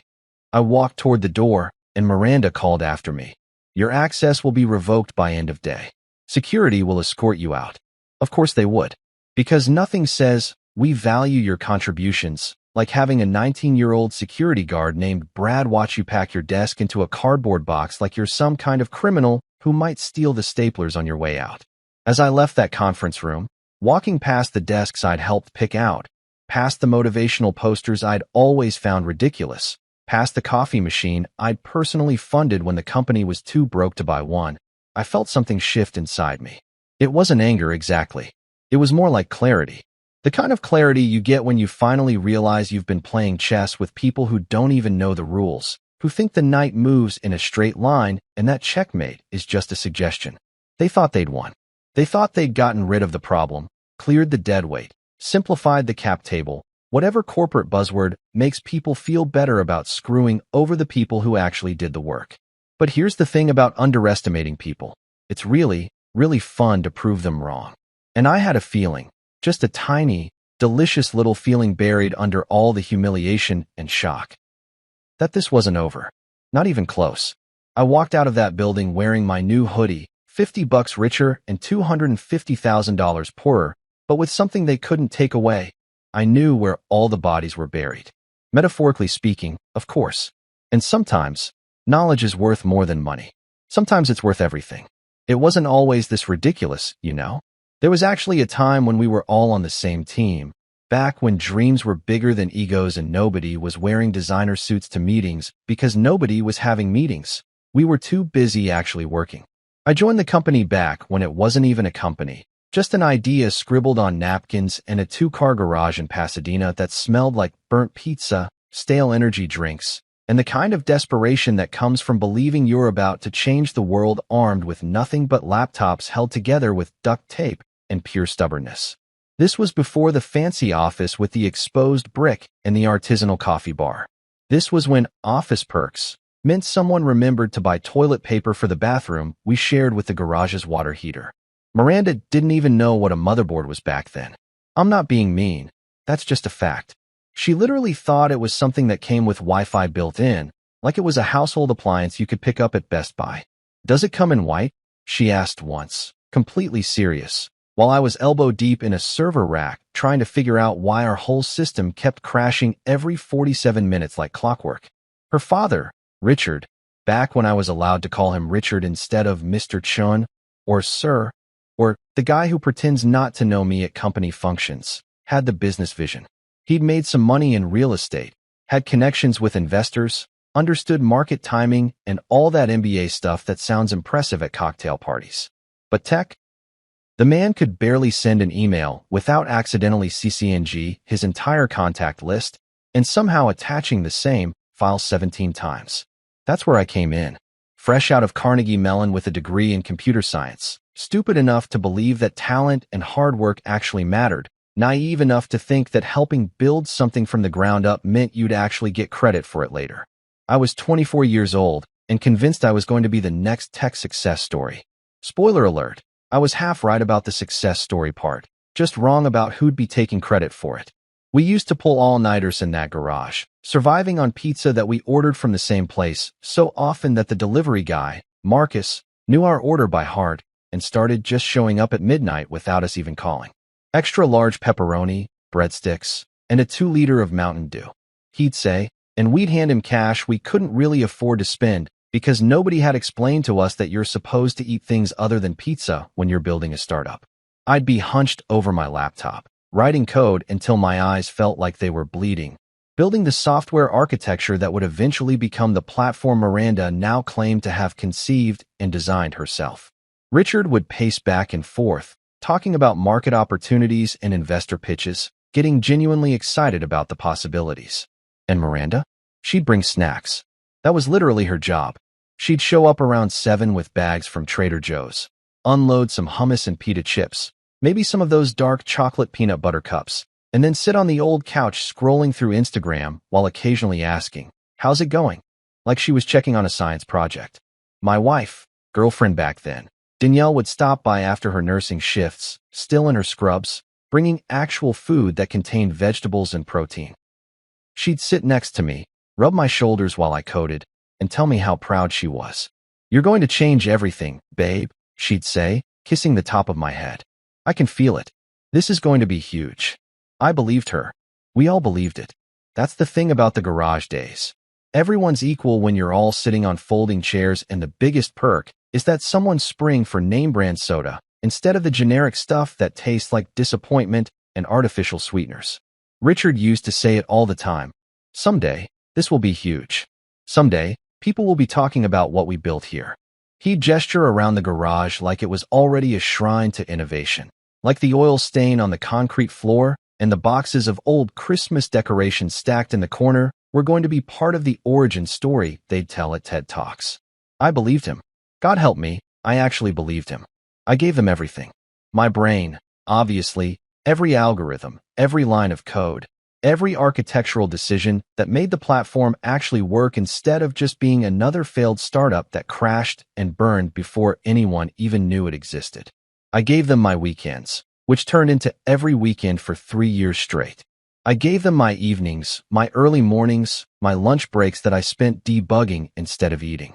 I gave them a spine shaped like a question mark from sitting too long at a desk that was actually a folding table we'd bought at a garage sale for $15. I gave them relationships with my college friends because I was always too busy to hang out. I gave them my health. Hello, 30 pounds of weight gain from the pizza and Mountain Dew diet, plus the constant stress headaches and the way my left eye started twitching whenever I thought about deadlines. I gave them my confidence in humanity, my ability to trust people, and apparently my common sense, because if I'd had any sense at all, I would have gotten everything in writing from day one instead of accepting handshakes and promises from people who treated me like family right up until the moment it became inconvenient. The breakthrough came on a Tuesday in March, around 4 in the morning. I'd been working on the user authentication system for weeks, trying to make it both secure and fast, which is like trying to make something both fireproof and made of paper. And then suddenly, it clicked. I saw how to structure the whole thing, how to make it work in a way that was actually elegant instead of just functional. I shouted so loud I woke up Richard, who'd fallen asleep on the couch still holding his phone. "I got it," I yelled. "I figured it out." He jumped up, confused and probably thinking there was a fire. "What? What happened?" "The authentication system. I know how to make it work." And you know what he did? He hugged me. Actually hugged me. This 50-something-year-old businessman in wrinkled khakis and a polo shirt that had seen better days, hugging a sleep-deprived 26-year-old who probably smelled like he hadn't showered in 2 days because, well, I hadn't. "You're a genius, Jordan," he said. "We couldn't do this without you. You know that, right? You're the heart of this whole operation. The heart of the operation." I remember that phrase specifically because I thought about it a lot later, like during the firing, wondering at what point does the heart of an operation become expendable? At what point do you decide the heart isn't necessary anymore? That maybe you can just replace it with something cheaper that looks good in investor presentations? Miranda showed up later that morning with celebratory donuts, Krispy Kreme, the good ones, not the grocery store brand, and actually seemed happy for us. For me. "This is amazing, Jordan," she said, and she sounded like she meant it. "You're incredible." Danielle came by after her shift, and we all sat in that garage eating donuts and drinking cheap champagne that Richard had picked up from the liquor store down the street, toasting to our future success. "To us," Richard said, raising his plastic cup. "To the team that's going to change everything." "To the team," we all echoed, and I remember thinking, this is it. This is what success feels like. Not the money or the fame or any of that stuff. Just sitting in a garage with people who appreciate you, people who see your value, people who are grateful for what you bring to the table. Looking back now, I realized that was probably the last genuinely happy moment I had with any of them. After that, things started changing. Slowly at first, so slowly I didn't even notice. But they changed. The garage got replaced with a real office. The folding chairs became Herman Miller errands. The pizza became catered lunches from trendy restaurants. And somehow, in all that upgrading, I went from being the heart of the operation to former contractor who provided technical assistance. Funny how that works, isn't it? How the same people who once thanked me for saving the company ended up handing me a hoodie like I was being released from a hostage situation. How the guy who built the foundation got pushed out before anyone could see what the building looked like finished. But that Tuesday morning in March, drinking cheap champagne from a plastic cup at 5:30 in the morning, I didn't know any of that yet. I was just happy, just proud, just stupid enough to think loyalty actually meant something. Man, was I wrong. The clues were there the whole time, practically screaming at me through a megaphone. But I ignored them like an idiot who thinks that if you just work hard enough and keep your head down, everything will magically work out in your favor. Turns out, that's not how the world works. That's not how any of this works. But hindsight's 2020, and I was walking around basically blind, wearing rose-colored glasses and a dunce cap. It started small. So small I almost missed it, which I'm sure was exactly the point. First, my name disappeared from the product credits. You know, that little section in the app where it lists all the people who built the thing? Yeah, I went from being listed as lead developer and co-founder to just gone. Vanished. Like I'd been snapped out of existence by some corporate Thanos who decided I wasn't part of the endgame anymore. I noticed it during a product demo we were doing for potential investors. Miranda was showing off the app on the big screen in the conference room, clicking through features I'd spent months building, and when she scrolled past the credits page, I saw it. Or rather, I didn't see it. My name just wasn't there. In its place was some generic text about our talented team of engineers, like I was part of some anonymous collective instead of the guy who literally wrote 90% of the codebase. I brought it up to Miranda after the meeting, trying to keep it casual because I didn't want to seem paranoid or petty. Hey, I noticed my name's not in the credits anymore. That a bug or something? She barely looked up from her phone. Oh, we're just streamlining things, making it less cluttered. You know how investors are. They don't want to read through a bunch of names. They want clean, simple design. Right? I said, even though that made absolutely zero sense. Clean and simple. Got it. But it didn't stop there. Oh no. That was just the opening act of the magic show where I slowly disappeared from my own company. Next, my name vanished from the investor decks. You know those PowerPoint presentations that make or break funding rounds? The ones where you tell the story of your company and convince rich people to give you money? Yeah, those. I used to be featured on slide 3, right after the problem statement and before the solution. Meet our team, it said, with my photo and a little bio about my background at Carnegie Mellon and my experience in software architecture. Then one day, poof, gone. Replaced by a slide that just showed Miranda and her father, with some vague text underneath about our experienced leadership team with deep roots in technology and business.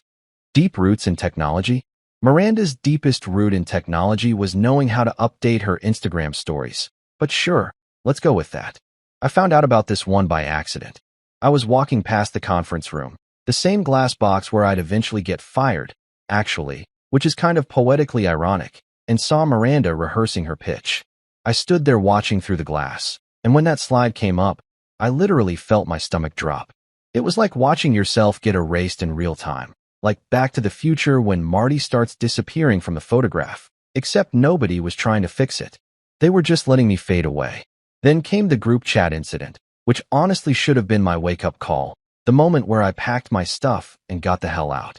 But no, I was still operating under the delusion that we were all friends here, all family, all in this together. We had this Slack channel called Founding Team, where the core group of us would discuss strategy, share updates, make decisions about the direction of the company. It was me, Miranda, Richard, and Tom, our CFO, who'd joined early on. One day, I sent a message about a critical security update we needed to implement, something that couldn't wait because we'd just hit 50,000 users and our current setup was basically held together with digital duct tape and prayers. Nobody responded. Not for hours. I kept checking my phone, refreshing Slack, thinking maybe there was a glitch. Finally, around 6 p.m., Miranda responded, but not with words, just a thumbs-up emoji. A single, solitary thumbs-up emoji to a message about a critical security issue that could have tanked the entire company if something went wrong. I texted Tom directly. "Hey, did you see my message in the founding team channel?" "What channel?" he wrote back. My blood went cold. "The founding team channel. The one we've been using for like 2 years. 3 dots appeared, then disappeared, then appeared again. Finally, dude, I'm not in a channel called that. There's a leadership team channel, but you're not." "Oh, hang on." He didn't text back after that. Later, I found out what happened. They'd created a new channel, moved everyone except me into it, and just left me in the old one, typing messages into the void like some kind of digital ghost haunting the Slack workspace. Occasionally, someone would pop back into the old channel to respond with a thanks emoji or a got it, just to keep up appearances, but all the real conversations were happening somewhere I couldn't see. When I asked Miranda what was going on, she gave me this practice smile, the kind politicians use when they're about to lie to your face and pretend it's for your own good. "We're just simplifying communication, Jordan. Too many channels, too much noise. We're trying to be more efficient." Efficient, I repeated, tasting the word like it was poison. Right? So efficient that I'm not included in conversations about the company I helped build. "You're still part of the tech team channel," she said, like she was doing me a favor. "All the development discussions happen there." Yeah, the tech team channel, where I'd been demoted from co-founder to just another developer, from someone who made decisions to someone who implemented other people's decisions, from a person with a name to just another cog in the machine. Even the interns started noticing.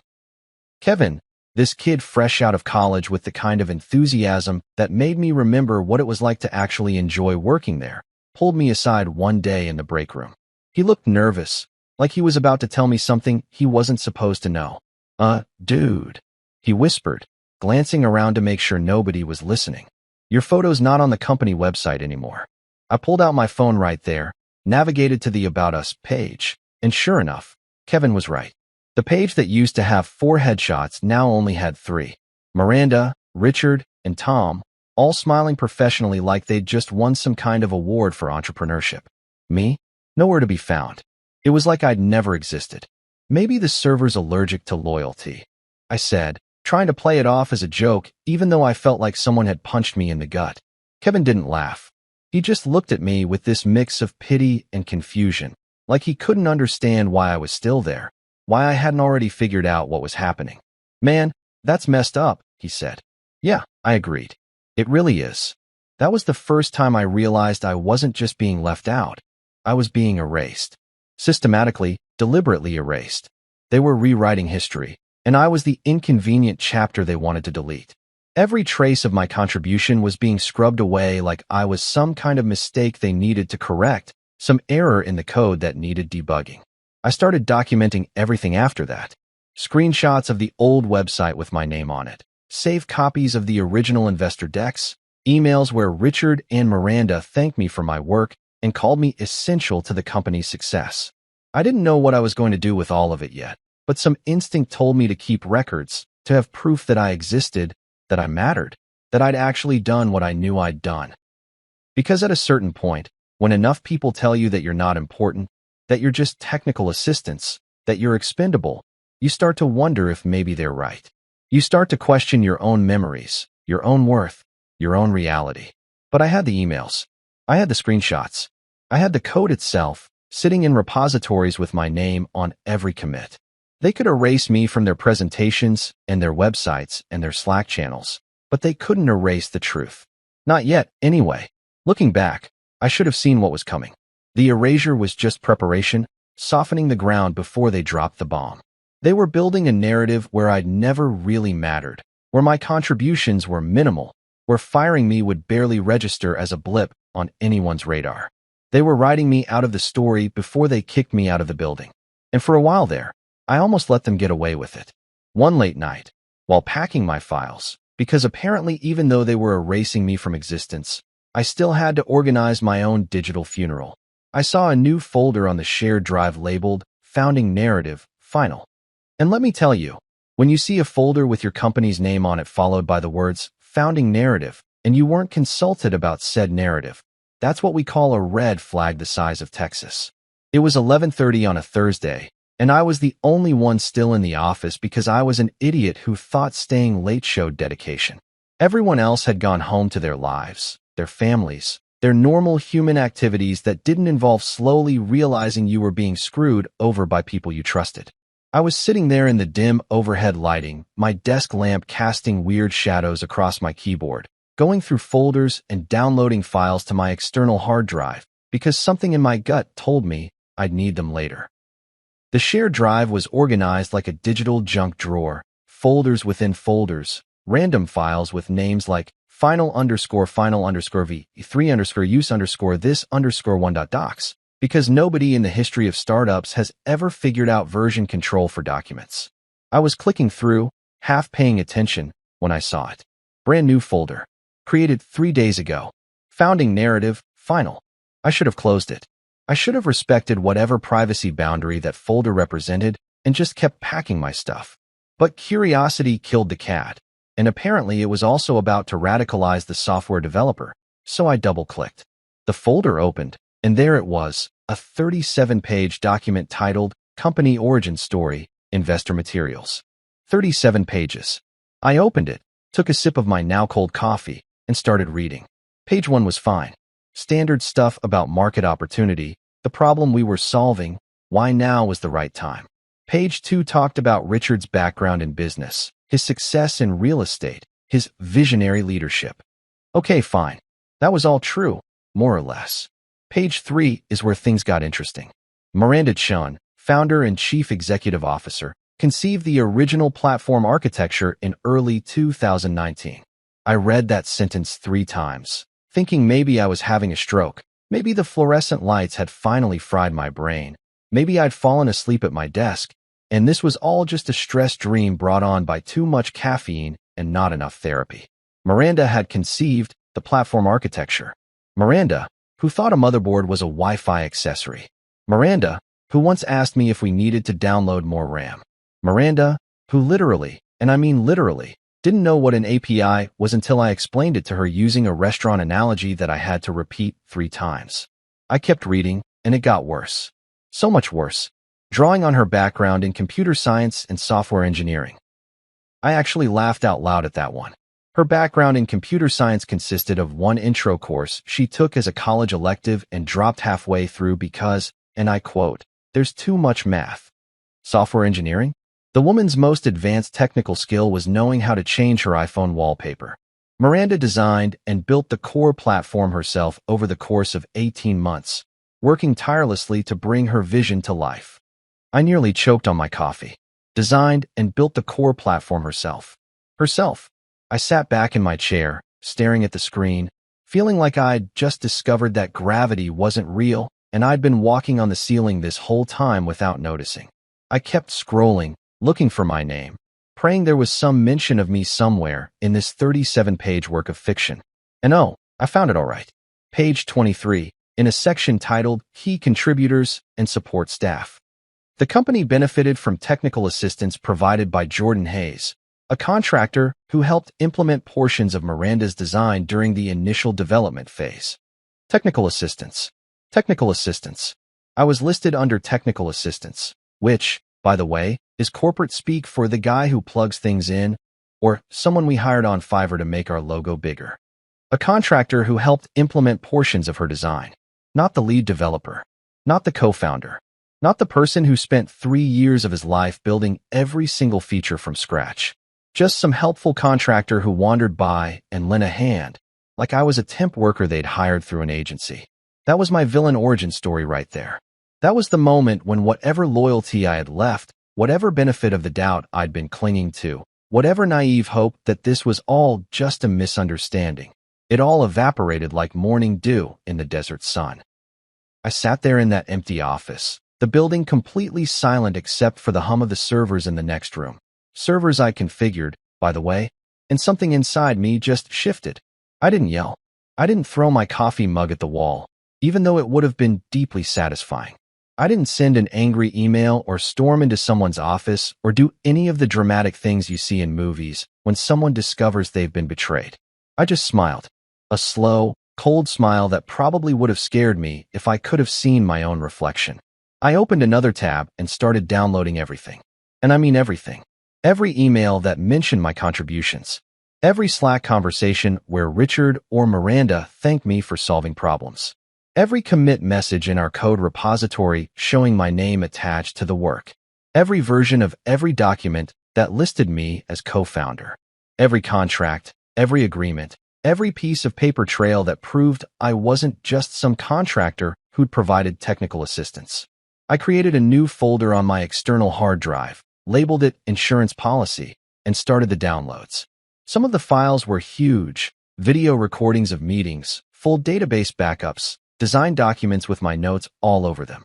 My computer chugged along, copying gigabytes of data while I sat there thinking about how spectacularly stupid they'd been.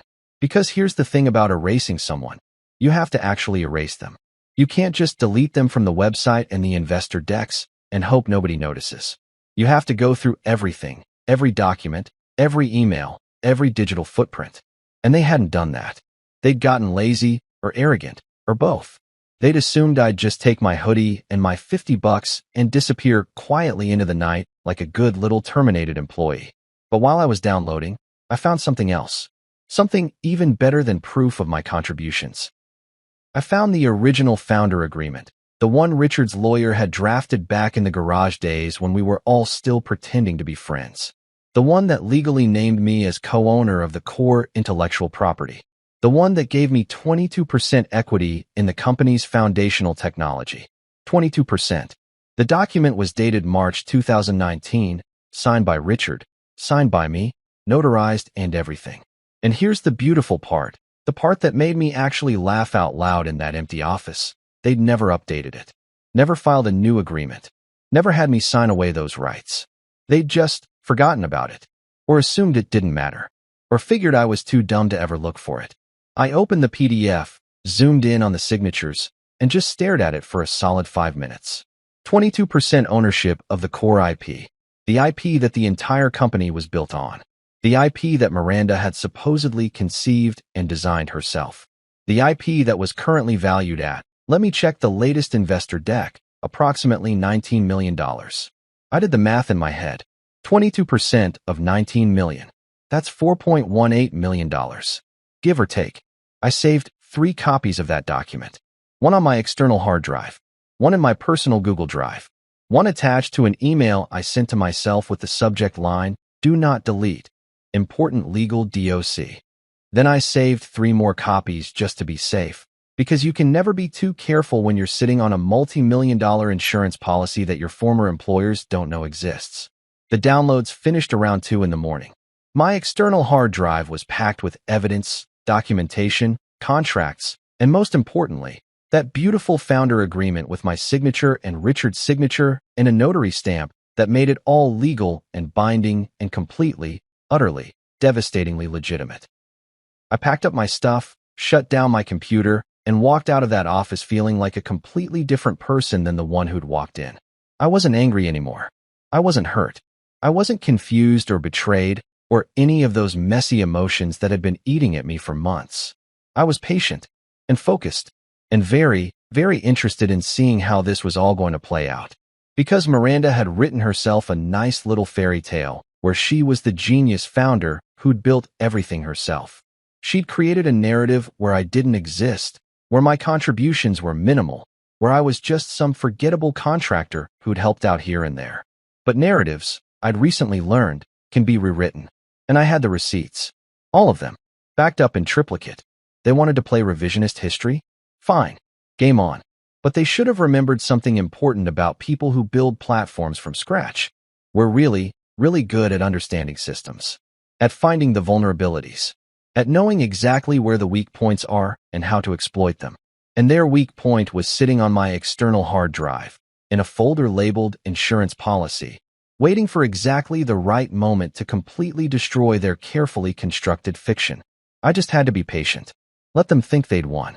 Let them celebrate their victory over the erased contractor who'd helped out with some technical stuff. And then, when they least expected it, show them what happens when you underestimate the guy who actually built the thing you're trying to steal. 2 weeks later, they made it official. Because apparently, slowly erasing someone from existence isn't enough. You also have to perform the ritual humiliation of an actual termination meeting, complete with corporate buzzwords and fake sympathy that makes you want to crawl out of your own skin. I got the calendar invite on a Monday morning.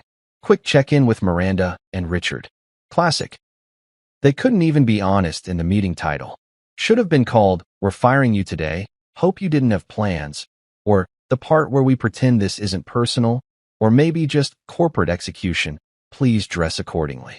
I knew what was coming, obviously. After finding that founder narrative document and downloading every shred of evidence I could get my hands on, I'd been waiting for this moment. The only question was how they were going to do it. Would they try to make it seem mutual? Blame it on budget cuts? Claim I wasn't a cultural fit anymore, which is corporate speak for, "We don't like you, but can't legally say that"? I put on my best outfit that morning, not because I wanted to look professional, but because I wanted them to see exactly who they were screwing over. Navy blazer, nice shirt, the good jeans that actually fit right. I looked at myself in the mirror and thought, this is the most expensive firing these people are ever going to regret. The meeting was scheduled for 2:30, which was deliberately strategic, late enough that most people had already left for lunch or were in their own meetings, minimizing the number of witnesses to my public execution. But they'd booked the glass conference room, the fishbowl one right in the middle of the office where everyone could see in if they wanted to. Either they were incredibly stupid or incredibly arrogant. Probably both. I showed up exactly on time, carrying my laptop and a notebook, acting like this was just another normal meeting. Miranda was already there, sitting at the head of the table like she was about to chair a board meeting. Her father sat to her right, still doing that thing where he found his coffee mug fascinating. There was a folder in front of Miranda, probably my termination paperwork, and sitting next to it, like the world's saddest party favor, was a company hoodie and what looked like a gift card. Oh, this was going to be good. I sat down across from them, smiled pleasantly, and said, "So, what's up?" The calendar invite said, "Quick check-in. Should I have brought my status updates?" Miranda's fake smile could have curdled milk, frozen it solid, and then used it as a weapon. "Jordan, thanks for meeting with us. I'm sure you know the company has been going through some changes." "Changes?" I repeated, nodding like this was brand new information. "Right, yeah. I noticed my name disappeared from the website. That one of the changes." Her smile flickered for just a second. "We're restructuring the organization to better align with our growth trajectory." I had to bite my tongue to keep from laughing. Growth trajectory. These people could make firing someone sound like they were doing you a favor, like they were actually helping you by removing you from their growth trajectory, so you didn't get hurt by all that success they were about to have without you. And as part of this restructuring, she continued, sliding into her rehearsed script like she'd practiced this in front of a mirror, we've made the difficult decision to transition away from some of our early contractor relationships. Contractor relationships. There it was. The new narrative, already fully formed. Not co-founder.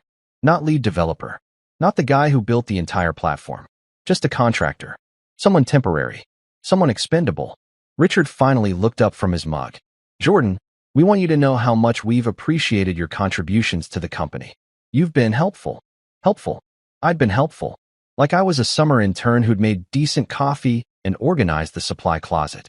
"This must be so hard for you," I said, putting on my most sympathetic voice. "Having to fire family.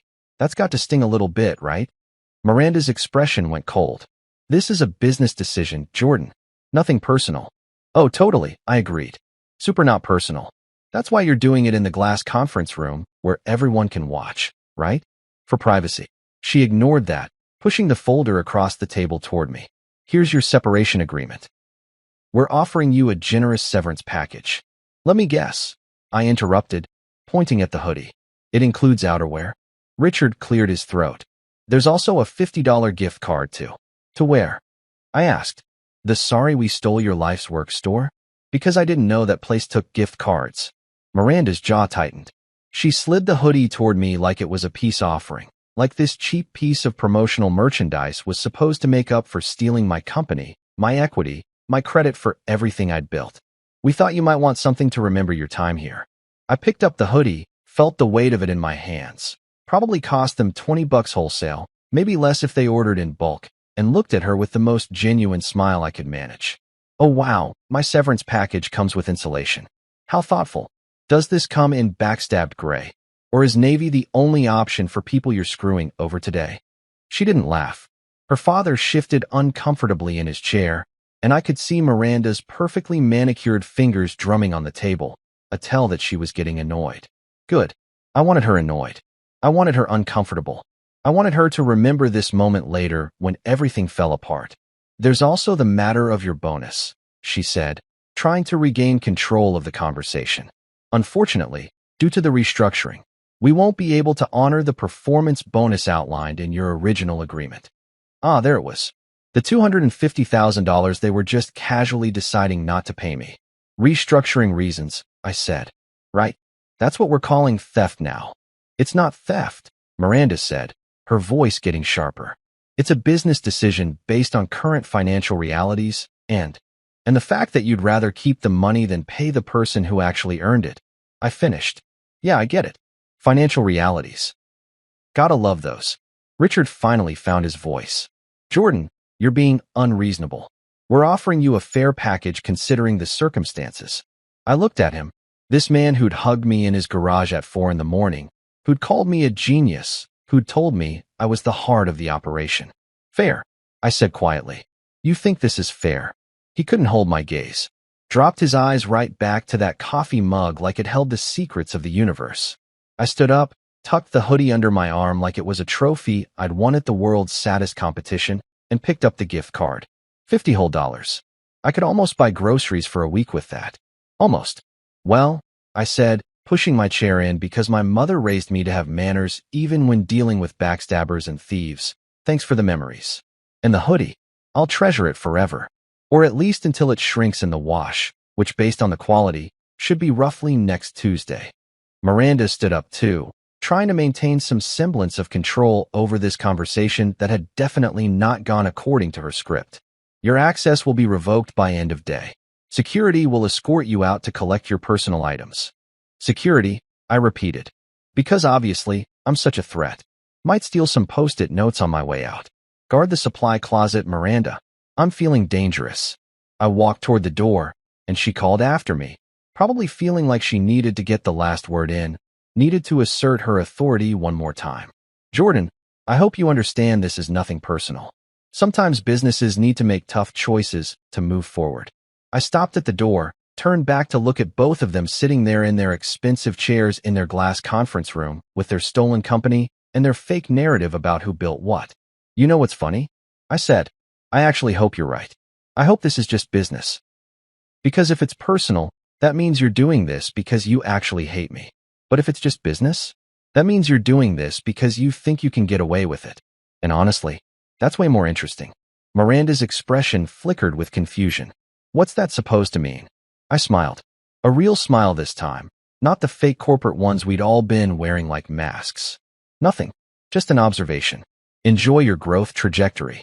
I walked out of that conference room with my hoodie under my arm and my dignity mostly intact, very aware that everyone in the office was pretending not to watch while absolutely watching. I could feel their eyes on me, probably waiting to see if I'd make a scene, if I'd yell or cry or storm out dramatically. But I didn't do any of that. I just walked calmly to my desk, where a 19-year-old security guard named Brad was already waiting, looking apologetic and uncomfortable because he knew this was messed up, but it was his job, and he needed the paycheck. Hey, Brad, I said, pulling out my desk drawer. Ready to watch me pack up 3 years of my life into a cardboard box? Should be super fun. Sorry, man, Brad muttered. This sucks. Yeah, I agreed, dumping pens and notebooks into the box. It really does. But here's what nobody knew, what nobody could see. I wasn't defeated. I wasn't broken. I was patient. And I was playing a completely different game than the one they thought we were playing. They thought they'd won. They thought they'd successfully removed the problem, cleared the deadweight, simplified their cap table. They thought I was just another expendable employee who'd take his hoodie and his $50 and disappear quietly into the night. They had no idea what was coming. No idea that I had their founder agreement, their emails, their documents, their entire house of cards documented and backed up in triplicate. I walked out of that building carrying my cardboard box and wearing my hoodie of shame, and I was genuinely smiling. Because sometimes, losing the battle means you're about to win the war. And I was about to win so hard. While they celebrated my departure, and oh, they celebrated, I heard through the grapevine that Miranda literally ordered champagne for the office the day after I left. I was busy setting up a completely different game board. One they didn't even know existed. One they wouldn't see until it was way too late to do anything about it. See, here's what people don't understand about revenge. It's not about anger. Anger is hot and messy and makes you do stupid things like send angry emails at 2 in the morning or post rants on LinkedIn that torpedo your own career. No, real revenge is cold. It's calculated. It's methodical. It's sitting in your apartment for 3 weeks straight, living off ramen and spite, building something so airtight that when you finally pull the trigger, there's absolutely nothing they can do to stop it. The first thing I did was call Priya. Priya Mehta, my friend from college who'd gone to law school at Stanford while I was learning to code, who was now a partner at a corporate law firm in San Francisco and owed me a favor from when I helped her move apartments 5 years ago. Turns out, helping someone carry a couch up 4 flights of stairs in August is the kind of favor that pays dividends when you need legal advice about reclaiming stolen intellectual property. I called her on a Tuesday afternoon, sitting in my living room surrounded by printouts of contracts and documents spread across my coffee table like I was planning a heist. Which, in a way, I guess I was. Priya, I said when she picked up. Remember when you said if I ever needed anything, I should call? Oh God, she said. What happened? Did you kill someone? Please tell me you didn't kill someone. I do corporate law, not criminal defense. Nobody's dead, I assured her. Yet. But I might need your help making sure some people wish they were. There was a pause, and then I heard her office chair creak as she sat up. I'm listening. I laid out the whole story. The erasure, the fake founding narrative, the firing, the stolen bonus, all of it. And then I told her about the founder agreement. The one that gave me 22% ownership of the core IP. The one they'd apparently forgotten existed. She was quiet for a long moment. Then, you're telling me you have a signed, notarized agreement giving you equity in intellectual property that's currently valued at $19 million, and they just forgot about it? Apparently. Jordan, that's the dumbest thing I've ever heard. And I once had a client who tried to trademark the word the. So I have a case? Have a case? Dude, you have a nuclear weapon. We just need to figure out when and how to detonate it for maximum impact. That conversation lasted 3 hours. By the end, we had a plan. A beautiful, airtight, completely legal plan that would make Miranda's fake founding narrative look like the fiction it was. Step 1. Form a holding company. Something discreet. Something that wouldn't raise any red flags if someone happened to Google it. We settled on NovaBridge Systems, incorporated in Delaware, because Delaware's corporate laws are basically designed for situations exactly like this. Priya handled all the paperwork, filed everything properly, made sure every I was dotted and every T was crossed. Step 2. Transfer the IP rights. This was the tricky part, the part where we had to be absolutely certain everything was legal and documented. Priya drafted a transfer agreement that moved the intellectual property from me personally to NovaBridge Systems, based on the original founder agreement that had never been invalidated or superseded. We got it notarized, filed it with the proper authorities, made it official. The beauty of it was that we didn't need their permission. The original agreement was clear. I owned 22% of the core IP. I could do whatever I wanted with my share, including transferring it to a holding company. It was like owning 22% of a house and deciding to put your portion in a trust. You don't need the other owner's permission to manage your own property. Step 3. Stay completely silent. This was the hardest part, honestly. I wanted to post about it online, wanted to tell people what was happening, wanted to shout from the rooftops about how I was about to take back everything they'd stolen. But Priya was firm. The moment you say anything publicly, you lose the element of surprise, she explained. Right now, they think you're just some disgruntled ex-employee who's licking his wounds. Let them think that. Let them get comfortable. Let them keep building their company on IP they don't actually fully own. So I stayed quiet. Didn't post on LinkedIn. Didn't subtly tweet about karma or justice or any of those vague things people post when they're mad, but trying to be cryptic. Didn't even tell most of my friends what I was planning. Just kept my head down and let everyone think I'd moved on. But I wasn't alone in this. Kevin, the intern who'd pulled me aside to tell me my photo was gone from the website, reached out about a week after I got fired. He sent me a message on my personal email. Dude, I can't work there anymore. What they did to you was wrong. If you're doing anything to fight back, I want to help. Kevin was young, maybe 23, still had that idealism that makes you think the world should be fair and people should be honest. I almost told him not to get involved, that he should just keep his head down and collect his paycheck. But then I remembered that I'd been exactly like him once, and maybe someone should have helped me back then. Can you document everything? I asked him. Every time Miranda takes credit for something she didn't do, every meeting where they talk about the founding story, every investor pitch where they rewrite history. Already been doing it, he said. I've got recordings. Is that illegal? In California? Only if you don't tell them you're recording. But if you're in a meeting and your phone happens to be on the table recording a voice memo for your own notes, that's legal. Kevin turned out to be an incredibly useful ally. He'd sit in meetings, his phone on the table recording everything, and then send me the files. I heard Miranda tell investors that she'd spent 18 months in her garage building the platform from scratch. I heard Richard describe me as a contractor we brought in briefly to help with implementation. I heard them discuss their Series B pitch and how they needed to control the narrative about the founding team. Every recording, every document, every piece of evidence went into a folder on my external hard drive, right next to the founder agreement and all the other documentation I'd collected. Meanwhile, I kept tabs on their progress through Kevin and through public information. They were gearing up for their Series B funding round, trying to raise $20 million at a $100 million valuation. They'd hired a fancy PR firm to help with their image. They'd done interviews with tech blogs where Miranda positioned herself as a self-made female founder in tech, which would have been inspiring if it wasn't complete fiction. They were building their empire on sand, and they had no idea the tide was about to come in. Priya and I met for coffee every week to review the plan, make sure everything was still airtight, prepare for every possible contingency. She'd quiz me on corporate law, make sure I understood exactly what we were doing and why it would work. The key, she explained over a latte that cost $8 because San Francisco is ridiculous, is that they never properly invalidated the original founder agreement. They just assumed it didn't matter, or that you'd forgotten about it, or that you wouldn't fight back. But legally, you still own that IP. And more importantly, any company built on that IP is potentially vulnerable to an ownership dispute.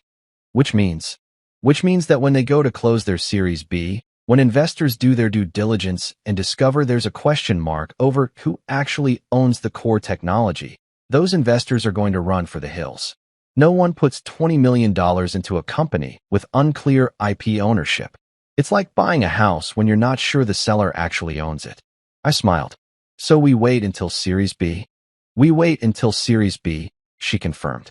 We let them get right to the finish line. Let them think they've won. And then we pull the rug out so hard they don't even know what hit them. The waiting was brutal. 3 months of watching Miranda give interviews, watching Richard post on LinkedIn about their incredible growth, watching them hire new people and expand the team and act like they'd built something themselves instead of stealing it from someone they'd fired with a hoodie and a $50 gift card. But I stayed patient, stayed quiet, worked on side projects, freelanced a bit to pay rent, and mostly just waited for the right moment. People started asking me what I was doing, why I wasn't more upset, why I wasn't fighting back. My brother called me and said, "Man, you seem way too calm about this. Are you okay? Should I be worried?" "I'm fine," I told him. "Really, I'm just focusing on moving forward." Which was technically true. I was moving forward, just not in the direction anyone expected. Danielle tried to reach out a few times. Text messages saying she was sorry, that she didn't know it would go down like that she tried to talk to her sister, but Miranda wouldn't listen. I didn't respond. What was there to say? She'd sat in that conference room and watched them fire me, watched them humiliate me, and hadn't said a word. Sorry doesn't really cut it after that. Silence, I realized during those 3 months, makes rich people nervous. When you're quiet, when you're not ranting or complaining or making noise, they start to wonder what you're planning. They start to get paranoid. I could almost feel Miranda's anxiety through the internet, the way she kept posting about moving forward and focusing on the future, like she was trying to convince herself that I was really gone, really out of the picture, really not a threat anymore. But I was a threat. I was the biggest threat they'd ever faced. I just wasn't ready to show my hand yet. 3 months after I got fired, Kevin sent me a message. Series B pitch is next week. Grand Meridian Ballroom. Huge investor meeting. Miranda's been practicing her presentation nonstop. I forwarded the message to Priya. She responded with a single word. Perfect. It was time. Time to stop being quiet. Time to stop being patient. Time to show them what happens when you steal from someone who actually knows how to build things. The game was about to get very, very interesting. Fast forward 3 months. Series B day. The day Miranda had been preparing for like it was the Olympics, and she was going for gold in the bullshit backstory event. They booked the Grand Meridian Ballroom because apparently nothing screams, we're a scrappy startup, like dropping what I estimated to be at least 50 grand on a venue that looked like it was designed for royal weddings. $10,000 floral arrangements. And yes, I looked up how much those massive centerpieces cost because I'm petty like that. Crystal chandeliers, waiters in actual bow ties serving champagne, and those tiny appetizers that cost $40 a plate and leave you hungrier than when you started. The whole thing was so over the top, it was almost impressive. Almost. If it wasn't being funded by investor money that could have gone toward, I don't know, actually improving the product or paying the people who built it. I showed up too. Uninvited, obviously. Priya had advised against it. You don't need to be there, Jordan. Let me handle the legal side. But there was no way I was missing this. I'd waited 3 months for this moment. I'd stayed quiet, stayed patient, played the long game. I deserved to watch the fireworks. Plus, I had a secret weapon. My access card still worked. Yeah, you read that right.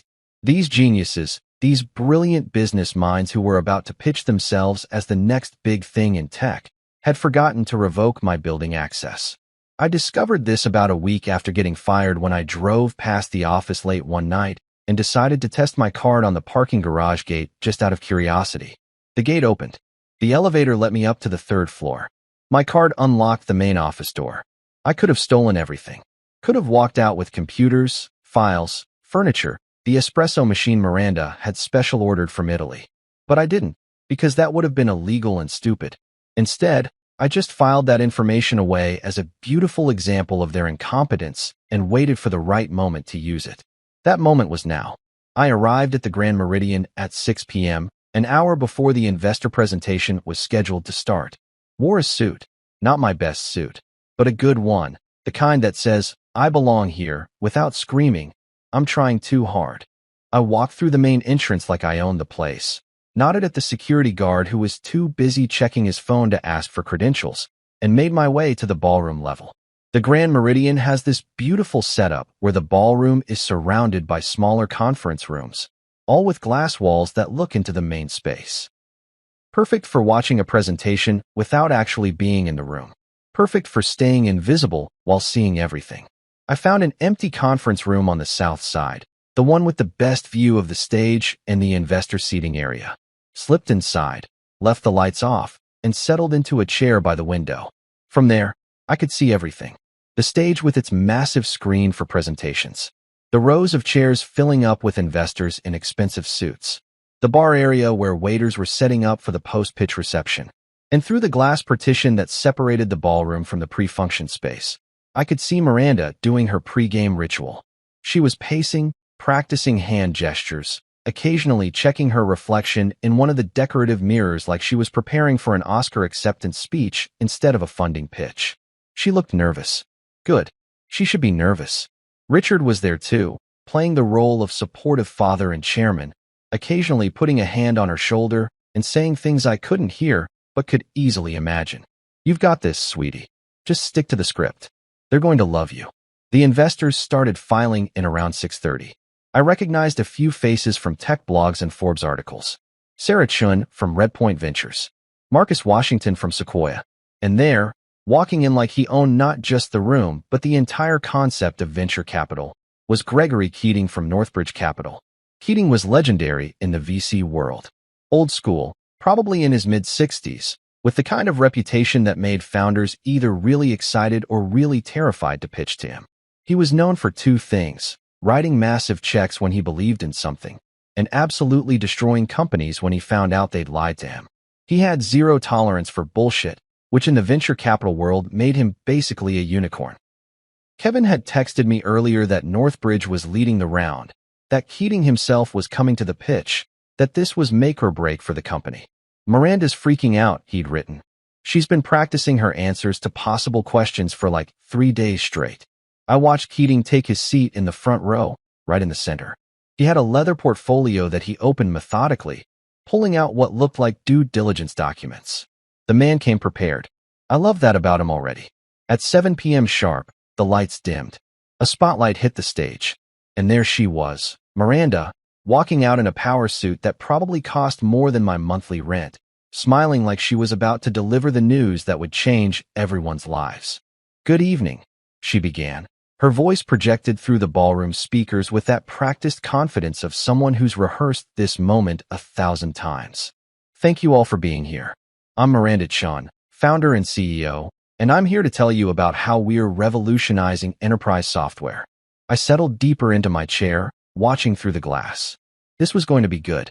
The presentation was exactly what I expected. Slick slides, impressive metrics, all the right buzzwords delivered at all the right moments. Synergy, AI integration, holistic frameworks, disruptive innovation. Bingo card of meaningless corporate speak that somehow convinced people to hand over millions of dollars.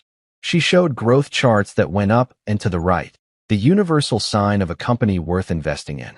She talked about their innovative technology platform, without once mentioning who actually built the innovative technology platform. She displayed customer testimonials and revenue projections and market opportunity slides that made it look like they were about to take over the world. And then, about 20 minutes in, she got to the founding story. I started this company in my father's garage 3 years ago, she said, and I actually had to suppress a laugh. With a vision to transform how businesses manage their operations. I spent 18 months designing and building the core platform, teaching myself software engineering.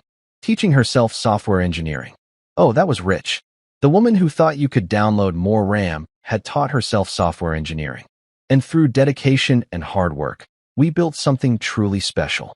Something that's now serving over 500 enterprise clients and generating $8 million in annual recurring revenue. The investors were nodding, taking notes. They looked impressed. Of course they looked impressed. The story was good. It was inspiring. Female founder, self-made, built everything herself, classic American dream stuff. It would have been perfect if any of it was true. She clicked to the next slide. Meet our team. There was her photo, Richard's photo, Tom the CFO's photo. 3 headshots, 3 bios, 3 people who'd apparently built this entire company through sheer force of will and definitely not by stealing it from someone they'd fired with a hoodie. Keating raised his hand. Miranda paused mid-sentence, looking slightly thrown off by the interruption. Yes, Mr. Keating? Quick question, he said, his voice calm and measured. Your documentation mentions a Jordan Hayes. Former contractor, terminated 3 months ago. Can you tell me about his role? I stopped breathing. Even from my hidden conference room, I could see Miranda's face go pale for just a second before she recovered. Jordan was a contractor who helped with some implementation work early on, she said smoothly. Very talented developer, but ultimately not the right fit as we scaled.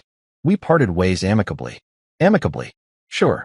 If you consider firing someone in a glass conference room and withholding their bonus, amicable. Keating nodded slowly. I see. And the intellectual property he worked on during his time as a contractor, that's all properly assigned to the company. Miranda's smile tightened just slightly. Of course. All standard contractor agreements.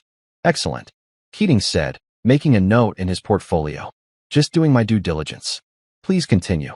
She continued, but I could see she was rattled. Her hand gestures were a little less confident. Her smile a little less bright. She wrapped up the presentation 10 minutes later, opened the floor to questions, and handled them well enough. The investors seemed satisfied. The mood in the room was positive. This was it. The moment where they thought they'd won. The moment where Miranda believed she'd successfully pulled off the heist, convinced everyone that she was the brilliant founder who'd built everything herself. I pulled out my phone and texted Priya. They just finished the pitch. Keating asked about me. She lied. You're up. 3 dots appeared, then, on it. Stay where you are. This is going to be fun. Through the glass, I watched the investors mingle, networking and drinking champagne and making small talk about market opportunities and exit strategies. Miranda was in the center of it all, glowing with confidence, shaking hands, and accepting congratulations like she'd already closed the deal. Richard was beaming, looking proud enough to burst. Tom was making jokes with some of the younger investors. Kevin was in the corner, trying to stay invisible, occasionally glancing at his phone. He was in on the plan, not all of it, but enough to know that something was about to happen. And then Keating pulled out his phone, looked at it, frowned, said something to his associate, who also pulled out a phone and started reading. They both looked up at Miranda, their expressions shifting from pleased to confused to something that looked a lot like concern. Keating walked over to Richard, said something I couldn't hear. Richard's smile disappeared. He pulled out his own phone, started scrolling, his face going from tan to pale in about 15 seconds. I watched as Richard grabbed Miranda's arm, pulled her aside, showed her his phone. Her expression went from confused to shocked to absolutely horrified. Priya had sent the email. The email to all the investors, CC&G their lawyers, attaching the founder agreement, the documentation, the evidence. The email that politely explained that there was a significant question about intellectual property ownership, that 22% of the core technology was actually owned by NovaBridge Systems, and that any investment made without resolving this issue would be legally complicated at best and completely worthless at worst. The beautiful thing about well-timed information? It doesn't need to be dramatic. It just needs to be accurate and devastating. And watching the realization spread through that ballroom like a virus was better than any revenge fantasy I could have imagined. Keating didn't waste time.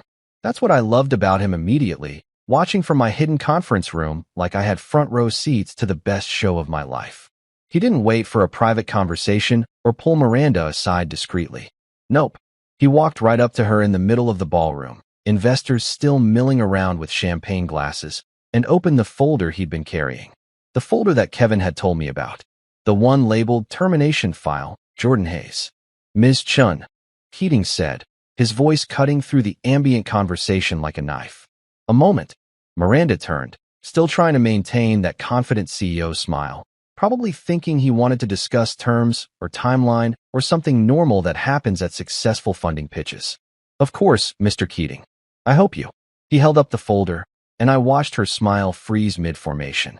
I've been reviewing your documentation, he said, flipping it open. And I have some questions about your founding narrative. Never actually what? Keating turned to face Richard directly, and the old man actually took a step back. Never actually entitled to the equity he was granted? Because I have an email here. He pulled out another page, and I knew exactly which email it was because I provided it to Priya. From you, Mr. Chun, dated April 2019, thanking Jordan, our co-founder, for his invaluable contributions to building our core platform. Those are your words, correct? Richard's mouth opened and closed like a fish on dry land. No sound came out. Miranda tried to rally. Mr. Keating, I assure you all of our corporate structure is in order. Our lawyers have reviewed. Have they reviewed this? Keating pulled out the big guns now.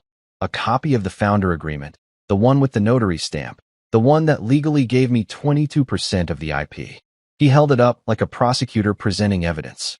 Because this is a signed, notarized agreement giving Jordan Hayes ownership of 22% of your core intellectual property. And unless I'm reading this wrong, and I've been reading corporate agreements for 40 years, so I doubt I am, this agreement was never superseded or invalidated. The silence in that ballroom was so complete you could have heard a stock option drop. Every investor in the room was now staring at Miranda and Richard like they'd just discovered the floor was actually made of quicksand. Sarachin spoke up. Are you saying there's an ownership dispute over the IP? I'm saying, Keating replied, his voice measured and deadly calm, that there appears to be a significant gap between the story we were just told and the documented reality of this company's founding. Ms. Chun just spent 20 minutes explaining how she built this platform herself. But the paperwork suggests she had a co-founder who owned a substantial portion of the technology, a co-founder she failed to mention in her presentation. He wasn't a co-founder, Miranda said desperately. He was an employee who? An employee you gave equity to? Keating asked. An employee your father called a co-founder in writing?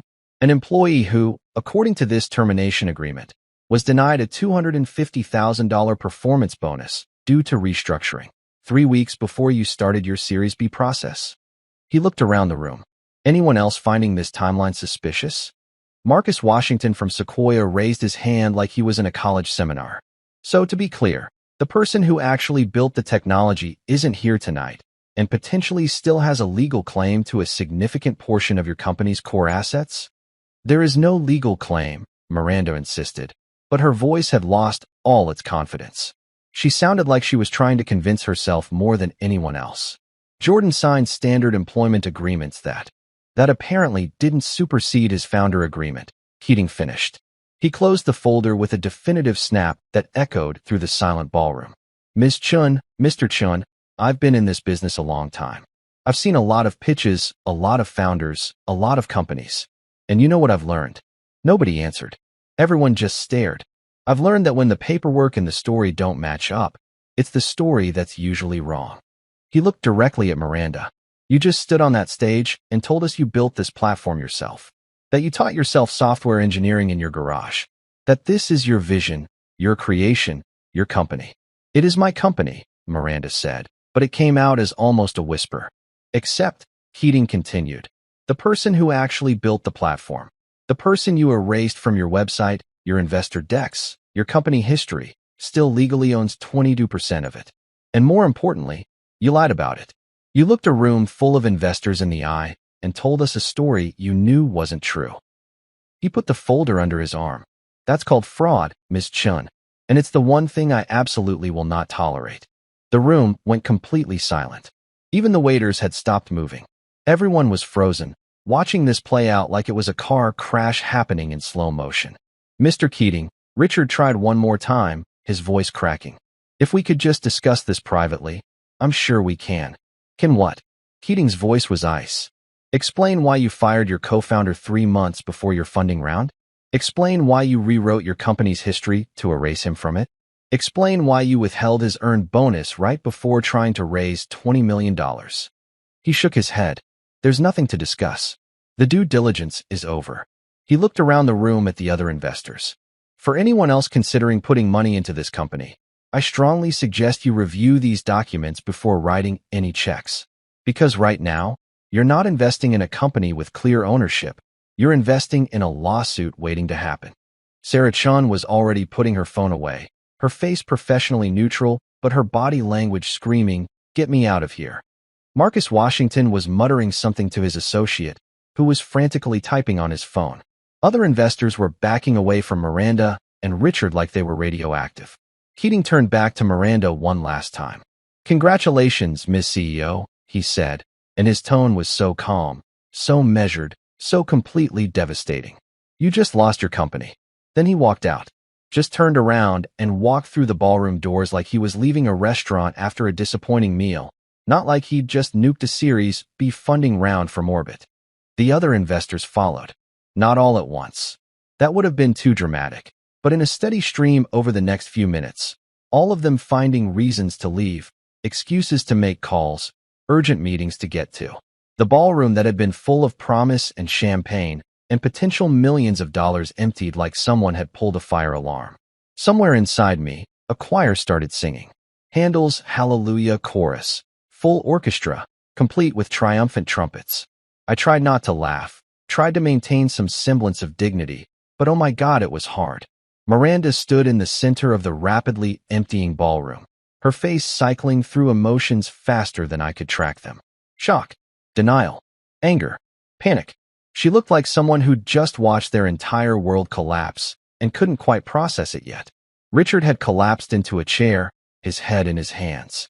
Tom, the CFO, was on his phone, probably calling their lawyers, probably trying to figure out how to spin this disaster into something salvageable. Miranda's face went white first, like someone had drained all the blood from her body. Then red, a deep crimson that started at her neck and spread up to her perfectly made-up face. Then, and this was my favorite part, a shade of purple I didn't even know existed on the human color spectrum. It was like watching a sunset. If sunsets were made of rage and consequences, and the dawning realization that you'd completely screwed yourself. Her mouth opened, and closed several times. No words came out. She looked at her father, who couldn't meet her eyes. She looked at the empty chairs where millions of dollars had been sitting just minutes ago. She looked at the stage where she'd just delivered what she thought was the performance of her life. And then she saw me. Through the glass wall of the conference room, our eyes met across the space. I don't know if she recognized me at first. I was sitting in darkness, after all, just a silhouette in an empty room. But then I stood up, stepped closer to the glass where the light from the ballroom hit my face, and I smiled. Not a mean smile. Not a gloating smile. Just a calm, satisfied smile that said everything I needed to say. I told you this was just business. Her expression shifted to pure horror. Her hand came up, pointing at me, and she said something to her father. He looked up, saw me, and the little color left in his face drained away completely. I gave them a small wave. Just a little one, the kind you give to neighbors you don't particularly like. Then I turned and walked out of the conference room, through the empty corridors of the Grand Meridian, and out into the night air that had never smelled sweeter. Behind me, I could hear shouting. Miranda's voice, high and panicked, calling my name. Security's radio crackling. Footsteps running. But I was already gone. 2 days later, I got an email. Subject line, "We need to talk." It was from Richard's personal email, not his company one, which told me everything I needed to know about how desperate they were. When the chairman starts using his Gmail instead of his corporate account, you know things have gone from bad to, oh God, our lawyers told us to be careful about what we put in writing. The email itself was a masterpiece of restrained panic. Jordan, I hope we can discuss this situation like reasonable adults. I believe there's been a misunderstanding about the nature of your role at the company. Perhaps we could meet for coffee and clear this up? A misunderstanding. Right. We'd misunderstood our way right into me owning 22% of their intellectual property and them losing a $20 million funding round. Easy mistake to make. I forwarded it to Priya with a one-line message. Tell them I charge by the million. She called me 5 minutes later, laughing so hard she could barely talk. Oh my God, Jordan. Did you see Miranda's LinkedIn? No, why? She posted this whole thing about taking time to focus on personal growth and mental health. Which is rich person speak for, I'm hiding until this blows over. Is it going to blow over? Not even a little bit, Priya said cheerfully. I've had 3 of their investors call me already. They want to know if Nova Bridge is interested in buying them out, or if we're planning to sue, or basically what we want to make this nightmare go away for them. You've got them by the balls, my friend. Now we just need to figure out how hard to squeeze. We spent the next week in negotiations. And when I say negotiations, I mean a beautifully choreographed dance where they desperately tried to lowball me and I politely explained, over and over, that they had absolutely no leverage. Their first offer came through their corporate lawyer, a guy named Steven who sounded like he'd rather be literally anywhere else. Mr. Hayes, my clients are prepared to offer you $200,000 for a full release of all claims against the company.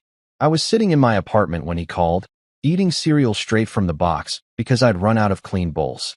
200,000. I repeated, that's less than the bonus you already owe me.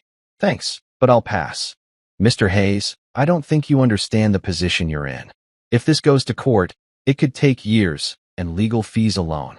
Steven, can I call you Steven? I didn't wait for an answer. Steven, I don't think you understand the position your clients are in.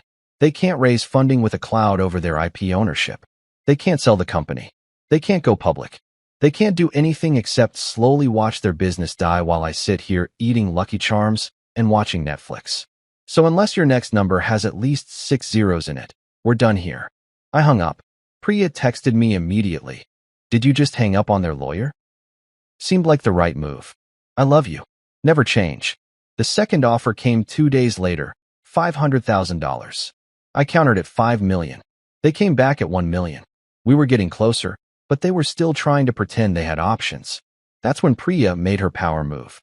She sent them a letter, on proper legal letterhead, the kind that costs like $300 a page, outlining exactly what would happen if we didn't reach an agreement. We'd file a lawsuit claiming ownership of the IP. We'd seek an injunction preventing them from using the platform until ownership was resolved. We'd notify all their current customers about the legal dispute. We'd contact every investor who'd ever given them money. Basically, we'd burn their company to the ground, legally and publicly, and there wouldn't be anything left but ashes and regrets. The letter ended with, "However, my client is willing to resolve this matter quickly and quietly for the fair market value of his ownership stake. We have calculated this at $4.2 million, based on the most recent valuation used in your Series B materials. This offer expires in 72 hours. 72 hours. 3 days. That was another power move. Give them just enough time to panic, but not enough time to come up with a clever alternative. They tried to negotiate down. Of course they did. Tom, the CFO, called me directly, which was ballsy considering I'd never particularly liked him. Jordan, be reasonable. $4 million is a lot of money. We simply don't have that kind of cash on hand. Then get a loan, I suggested. Or sell something. Or maybe Miranda can teach herself finance the same way she taught herself software engineering. There's no need to be hostile. Tom, you watched them fire me in a glass conference room and said nothing. You helped them erase me from the company history. You stood there at that Series B pitch while Miranda lied to a room full of investors about who built what. So forgive me if I'm not super concerned about whether this is convenient for you." He was quiet for a moment. "We can do $3 million. Final offer." "4.2, I said. "Non-negotiable. You've got—" I checked my phone. 47 hours left. The next day, Danielle called. I almost didn't answer, but curiosity got the better of me. "Jordan, please," she said, and she sounded like she'd been crying. "You're destroying my family." "I'm not destroying anything," I said calmly. "I'm just taking what's legally mine. What was always mine. What they stole, and then tried to pretend never existed. Miranda's a mess. She hasn't left her apartment in days. My dad's talking to bankruptcy lawyers. That's unfortunate," I said, and I meant it. Not because I felt bad for them, but because it was unfortunate that they'd put themselves in this position through their own greed and stupidity. But it's not my problem to solve by accepting less than what I'm owed. We were married, Jordan. Doesn't that mean anything? We were married. Past tense. You sat in that conference room and watched them humiliate me. You knew what was happening. The erasure, the lies, all of it, and you said nothing. So no, Danielle, right now it doesn't mean much at all." I hung up, blocked her number. Some bridges you burn, and some bridges you nuke from orbit just to make sure they can never be rebuilt. With 24 hours left on the deadline, Richard himself called. Not his lawyer. Not Tom. Him. "Jordan," he said, and his voice sounded older, somehow tired. "I'm sorry. I'm truly, deeply sorry for what we did to you. You deserve better. You deserved credit, equity, respect. We were wrong." It was the first genuine apology I'd heard from any of them. It was also way too late. "I appreciate that," I said. "I really do. But an apology doesn't pay my rent or give me back the 3 years I spent building something you stole. So here's what's going to happen. You're going to pay me $4.2 million by 5 p.m. tomorrow, and then we never have to speak again. And if we can't, then I file the lawsuit Monday morning. And instead of this being a quiet settlement that nobody knows about, it becomes a very public legal battle that destroys whatever's left of your company's reputation. Your choice." He was quiet for a long time. "We'll have the money." They did. At 4:45 p.m. the next day, 15 minutes before the deadline, my bank account received a wire transfer for $4,200,000. I stared at my phone for a solid 5 minutes, refreshing my banking app over and over, because surely this couldn't be real. Surely, I wasn't actually looking at 7 figures in my checking account. But I was. The money was real. The victory was real. The justice, delayed and hard-fought and absolutely satisfying, was real. Priya called immediately. "Did you get it?" "I got it." "How does it feel?" "I thought about that." "How did it feel?" "It felt like validation. It felt like proof that I hadn't been crazy, that my contributions had mattered, that you can't just erase someone and expect no consequences. It felt like 3 years of work finally getting recognized and paid for. It felt like justice. But mostly it felt like I could finally afford therapy to process all of this. "It feels pretty good," I told her. "It feels pretty damn good." We negotiated the paperwork over the next week. I signed away all claims to the company in exchange for the payment. They got full, uncontested ownership of the IP. Everyone got what they needed. They got to keep their company, and I got financially compensated for building it. The agreement included a mutual non-disparagement clause, which meant neither party could publicly trash the other. I was fine with that. I didn't need to trash them publicly. The fact that I'd won was enough. Miranda didn't show up at the signing. taking time to focus on her mental health, according to Tom, who did show up along with Richard and approximately 7,000 lawyers. We signed the papers in a conference room at their law firm's office, nobody making eye contact, everyone just wanting this to be over. When we finished, Richard tried to shake my hand. I looked at it for a moment, then stood up and walked out without a word. Some gestures don't deserve a response. Outside, the San Francisco sun was shining, and I pulled out my phone to check my account one more time. Still there. Still real. For $0.2 million, minus Priya's contingency fee and taxes, but still more money than I'd ever imagined having. I texted Kevin, "Want to get coffee? I'm buying." And by buying, I mean I can actually afford the fancy stuff now. He responded immediately, "Dude, did it work?" It worked. Holy shit. I quit this morning, by the way. Couldn't do it anymore after watching them scramble. I'm free next Tuesday if you want to talk about what's next. What was next? That was a good question. I had money now. Options. Freedom. The ability to do whatever I wanted without worrying about whether it would pay rent. I thought about starting my own company. Doing it right this time. Building something where people got credit for their work, where founders meant founders, where success was shared instead of stolen.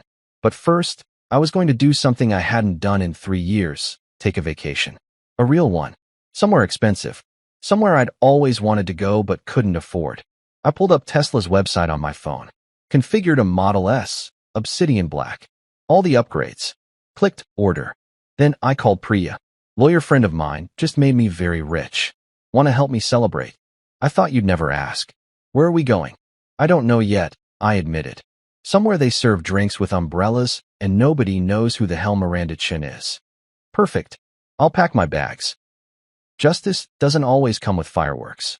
Sometimes it's an email confirmation that hits your inbox at 4:45 on a Friday afternoon. Sometimes it's watching 7 digits appear in your bank account. Sometimes it's the quiet satisfaction of knowing that when they tried to erase you, you just rewrote yourself back into the story with a bigger role and better ending. The hoodie still hangs in my closet, right there between my good suits and the leather jacket I bought to celebrate becoming a millionaire. I kept it, which probably seems weird to people who know the story. Why keep a reminder of the worst day of your professional life? Why hang on to a piece of cheap promotional merchandise that was literally designed to humiliate you on your way out the door? But here's the thing. It's not a reminder of the worst day anymore. It's a trophy. It's a punchline. It's my favorite comedy prop, and I will never, ever get rid of it. I'm sitting in my new apartment, which is less of an apartment and more of a holy crap. I have a view of the Golden Gate Bridge from my living room situation, about 8 months after the settlement. The Tesla is parked downstairs in my assigned spot, the one that cost an extra 50 grand, but was totally worth it because it has an EV charger built in. Life is, to put it mildly, pretty good. Kevin's here too, sitting on my absurdly expensive couch that I bought purely because the salesperson said it was designed in collaboration with an award-winning architect, which apparently means it costs as much as a used car, but is shaped like a kidney bean. He's my co-founder now. We're building something new, something better, something where everyone who contributes actually gets credit and equity and treated like a human being instead of an erasable line item. You still have that thing? Kevin asks, pointing at the hoodie visible through my open closet door. Are you kidding? That hoodie is a historical artifact. That hoodie is going in a museum someday. The severance package that launched 1,000 lawsuits. There was only one lawsuit, and you didn't even file it. Details, I wave him off. The important thing is that hoodie represents a pivotal moment in tech history. The moment when corporate arrogance met its match. Kevin laughs, shaking his head. You're ridiculous. I'm rich and ridiculous, which is way better than being poor and ridiculous. Trust me, I've been both. My phone buzzes. It's a text from Priya. Dinner tomorrow? Need to discuss the new venture capital interest. Also, saw Miranda's LinkedIn. You're gonna love this. I immediately check LinkedIn because I'm petty and I've earned the right to be. Miranda's profile now lists her as advisor and consultant instead of CEO. Her header image has changed from a professional photo of her looking confident and powerful to some generic inspirational quote about resilience. Her recent post is about learning from setbacks and the importance of humility in leadership. I screenshot it and send it to Kevin. Character development, I type. Too bad it took $4.2 million to unlock it. Think she learned anything? Kevin asks. Honestly, I don't know. And I don't really care. That's the beautiful part about winning. You don't have to care anymore. She's not my problem. She's not my responsibility. She's just someone I used to know who made some really bad decisions. I get up and walk to the closet, pull out the hoodie, and hold it up. It's been washed exactly once, the day after I got it, because it smelled like defeat and conference room air freshener. Now it just smells like regular detergent and victory. You know what the best part is? I say to Kevin, every single time I look at this thing, I remember exactly what she said. Here's a hoodie and a 50. Like that was supposed to be enough. Like 3 years of my life was worth less than a dinner at a mid-range restaurant. To be fair, Kevin points out, it was a pretty nice restaurant. $50 could get you appetizers and an entree if you ordered carefully. You're missing the point. No, I get the point. The point is they massively underestimated you, and it destroyed them. Exactly. I fold the hoodie carefully and put it back in the closet. The point is that they thought I was disposable. They thought they could rewrite history and I'd just disappear quietly into the night, grateful for whatever crumbs they threw my way. My doorbell rings. It's the food delivery, Thai food from this place that costs an unreasonable amount, but makes pad Thai that tastes like it was blessed by angels. I tip the delivery guy $40 because I can, because having money means you can make other people's days better, because I remember what it was like to count every dollar and stress about whether I could afford the good ramen or had to stick with the cheap stuff. Kevin and I settle in with our food, and he asks the question I've been getting a lot lately. So what's next? You've got money, you've got vindication, you've got a new company starting up. You won. What do you do after you win? I think about that while chewing a spring roll. What do you do after you win? After you've fought the battle, proven your point, gotten justice in the most tangible way possible? I build something better. I say finally. I build something where this can't happen to someone else. Where founders actually means founders. Where equity means equity. Where if you build something, you get credit for building it. You sound like a motivational poster. Maybe I am a motivational poster. A motivational poster with $4.2 million and a grudge that turned into a business plan. Richard Chun just endorsed me on LinkedIn for software architecture. The man who fired me, who erased me, who sat silently while his daughter rewrote history and pretended I never existed, just publicly acknowledged that I'm good at the thing I built his entire company on. I show Kevin, who literally spits out his Thai iced tea. Is he serious right now? I think it's an olive branch. I say, studying my phone like it's about to explode. I think it's his way of saying, I'm sorry, without actually having to say the words. Are you going to accept it? I hover my thumb over the remove button. I could delete this endorsement. I could block him. I could spend the next however many years making sure he knows I haven't forgiven him for what he did. Or I could just let it be. Let it exist as a weird, awkward acknowledgement that I was right and they were wrong. That history got corrected even if it took $4.2 million to do it. I close LinkedIn without removing the endorsement. You know what? Let him endorse me. Let it sit there on my profile as proof that even he had to eventually admit the truth. That's very mature of you. I'm growing as a person. Money does that to you. Makes you magnanimous. Kevin raises his Thai iced tea. To being magnanimous. I clink my beer bottle against his glass. To being magnanimous. And to hoodies that cost companies millions of dollars. A few weeks later, I run into Blake. Blake Chun, no relation to Richard and Miranda, thank God, who took over as CEO after Miranda's mental health break became a permanent resignation. We meet for coffee at this hipster place in Mission District that serves lattes with foam art so complicated it seems like a waste to drink them. I wanted to thank you, Blake says, stirring his overpriced beverage. You know, for not completely destroying the company. You could have. You had every right to burn it all down. Thought about it, I admit.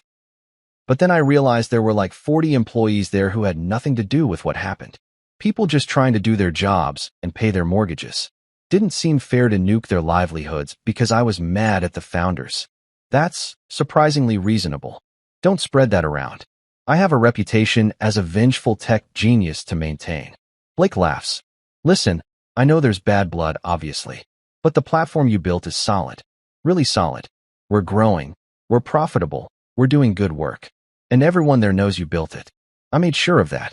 Your name's back on the website, back in the credits, back in the company history where it belongs. I pull up their website on my phone. Sure enough, there's a whole section now, our history. And right there, in the second paragraph, is my name. Co-founded by Richard Chun and Jordan Hayes in 2019, the company started with a simple vision. It's not everything.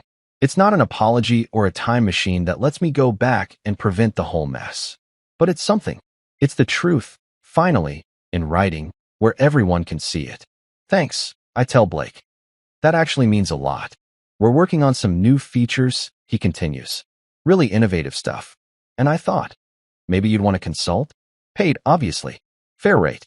No equity drama. No founder disputes. Just you helping us build something cool. I consider it. Part of me wants to say no out of principle, to maintain the grudge, to never work with that company again in any capacity.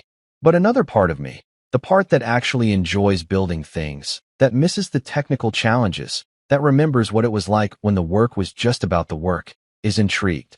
Send me the specs, I say. I'll think about it. Fair enough. We shake hands, and I realize this is closure. Real closure. Not the legal kind that comes with settlement agreements and non-disparagement clauses, but the human kind where you move forward because staying angry is exhausting and life is too short to spend it nursing grudges that have already been settled. That night, I'm back in my apartment, and I walk over to the closet one more time. Look at the hoodie hanging there, this ridiculous piece of corporate merchandise that was supposed to be an insult, but became a symbol of something else entirely. Hey, old friend, I say to it, because I'm alone and talking to clothing is apparently what I do now. Thanks for the $4.2 million. And I mean it. That hoodie was supposed to be a humiliation, a final insult, a cheap consolation prize for someone they'd used up and thrown away. Instead, it became a reminder. A reminder that when people underestimate you, when they think you're not smart enough or angry enough or persistent enough to fight back, that's when you have the advantage. My wife, ex-wife now, the divorce finalized about a month after the settlement, tried to apologize again last week. Called me out of nowhere, said Miranda, didn't mean it that way, said the family was going through a hard time, said maybe we could try again. I kept the response simple, don't worry. I didn't mean it that way either when I took back what was mine. Then I hung up and blocked her number for good this time. Some chapters end, and you don't need to keep rereading them. Justice doesn't always come with fireworks, I've learned. It doesn't always look like the movies where the hero gives a big speech and everyone claps and learns an important lesson about morality. Sometimes justice is quiet. Sometimes it's just an email confirmation that hits your inbox at 3:47 in the afternoon, telling you that the wire transfer went through, that the numbers in your account are real, that you won. Sometimes justice is a hoodie in your closet that was supposed to humiliate you, but ended up funding your next venture. Sometimes justice is knowing that when they tried to erase you, you just rewrote the story with yourself as the protagonist instead of the footnote. And sometimes, justice is just being able to order Thai food without checking the prices first, tip generously, drive a Tesla, and sleep well at night knowing that truth is more expensive than lies, but it's worth every penny. The hoodie stays in the closet, not hidden away in shame, but displayed proudly. A reminder that no matter how much someone tries to diminish your worth, you get to decide your own value. And my value, as it turns out, was $4.2 million plus interest, a successful new company, and the satisfaction of watching people who thought they were untouchable learn a very expensive lesson about hubris. Not bad for a guy who once got fired with promotional merchandise and a gift card. Not bad at all.